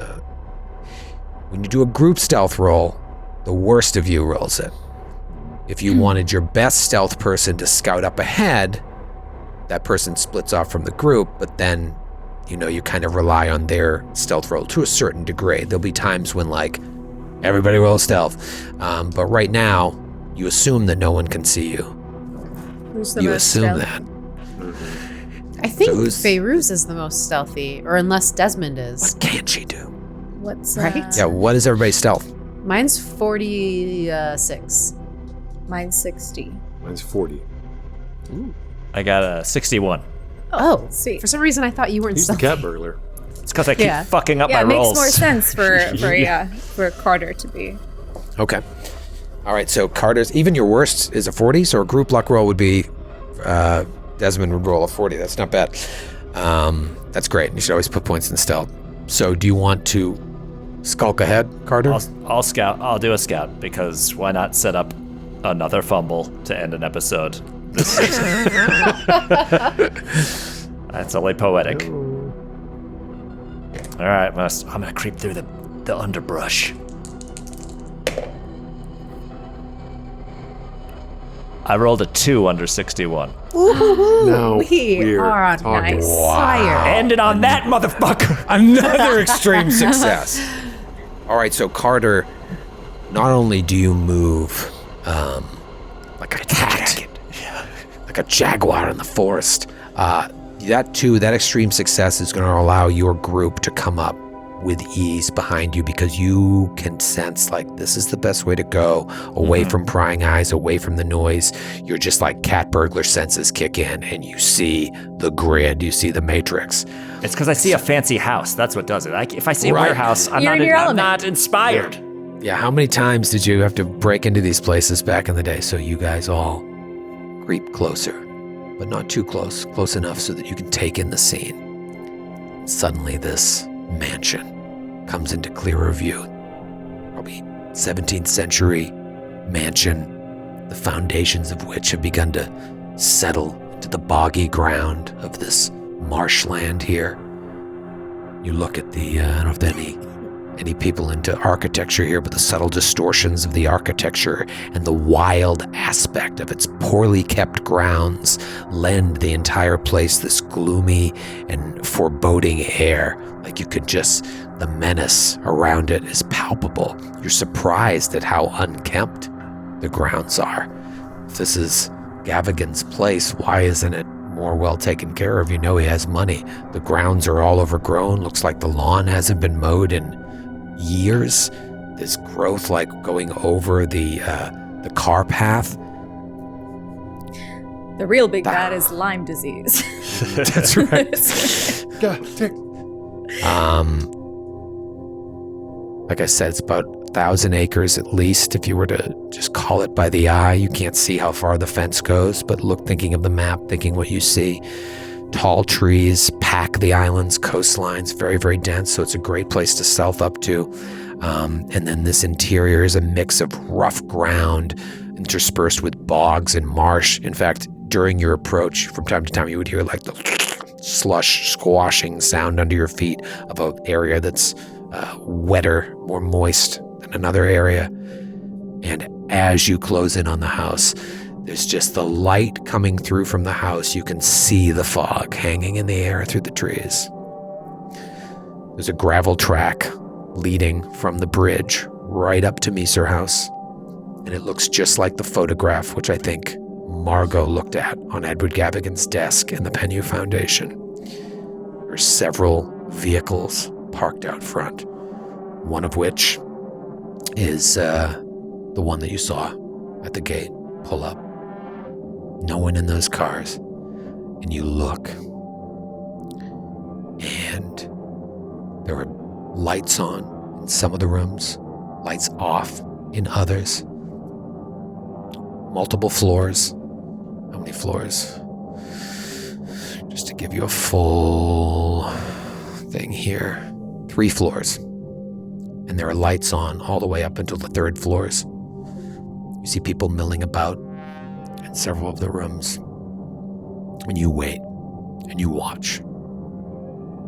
And eventually, around, 10 or so, there is an exodus. Slow at first, but then more and more people start leaving, and any silhouettes you see in the windows, or even actual images of people walking by windows without curtains, they all seem to be going in one direction, towards the back of Misr House. And outside, most likely in the direction of the Stele.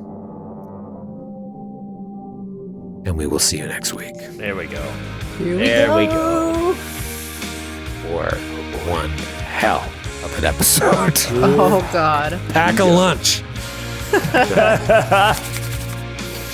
Oh, my goodness. Man.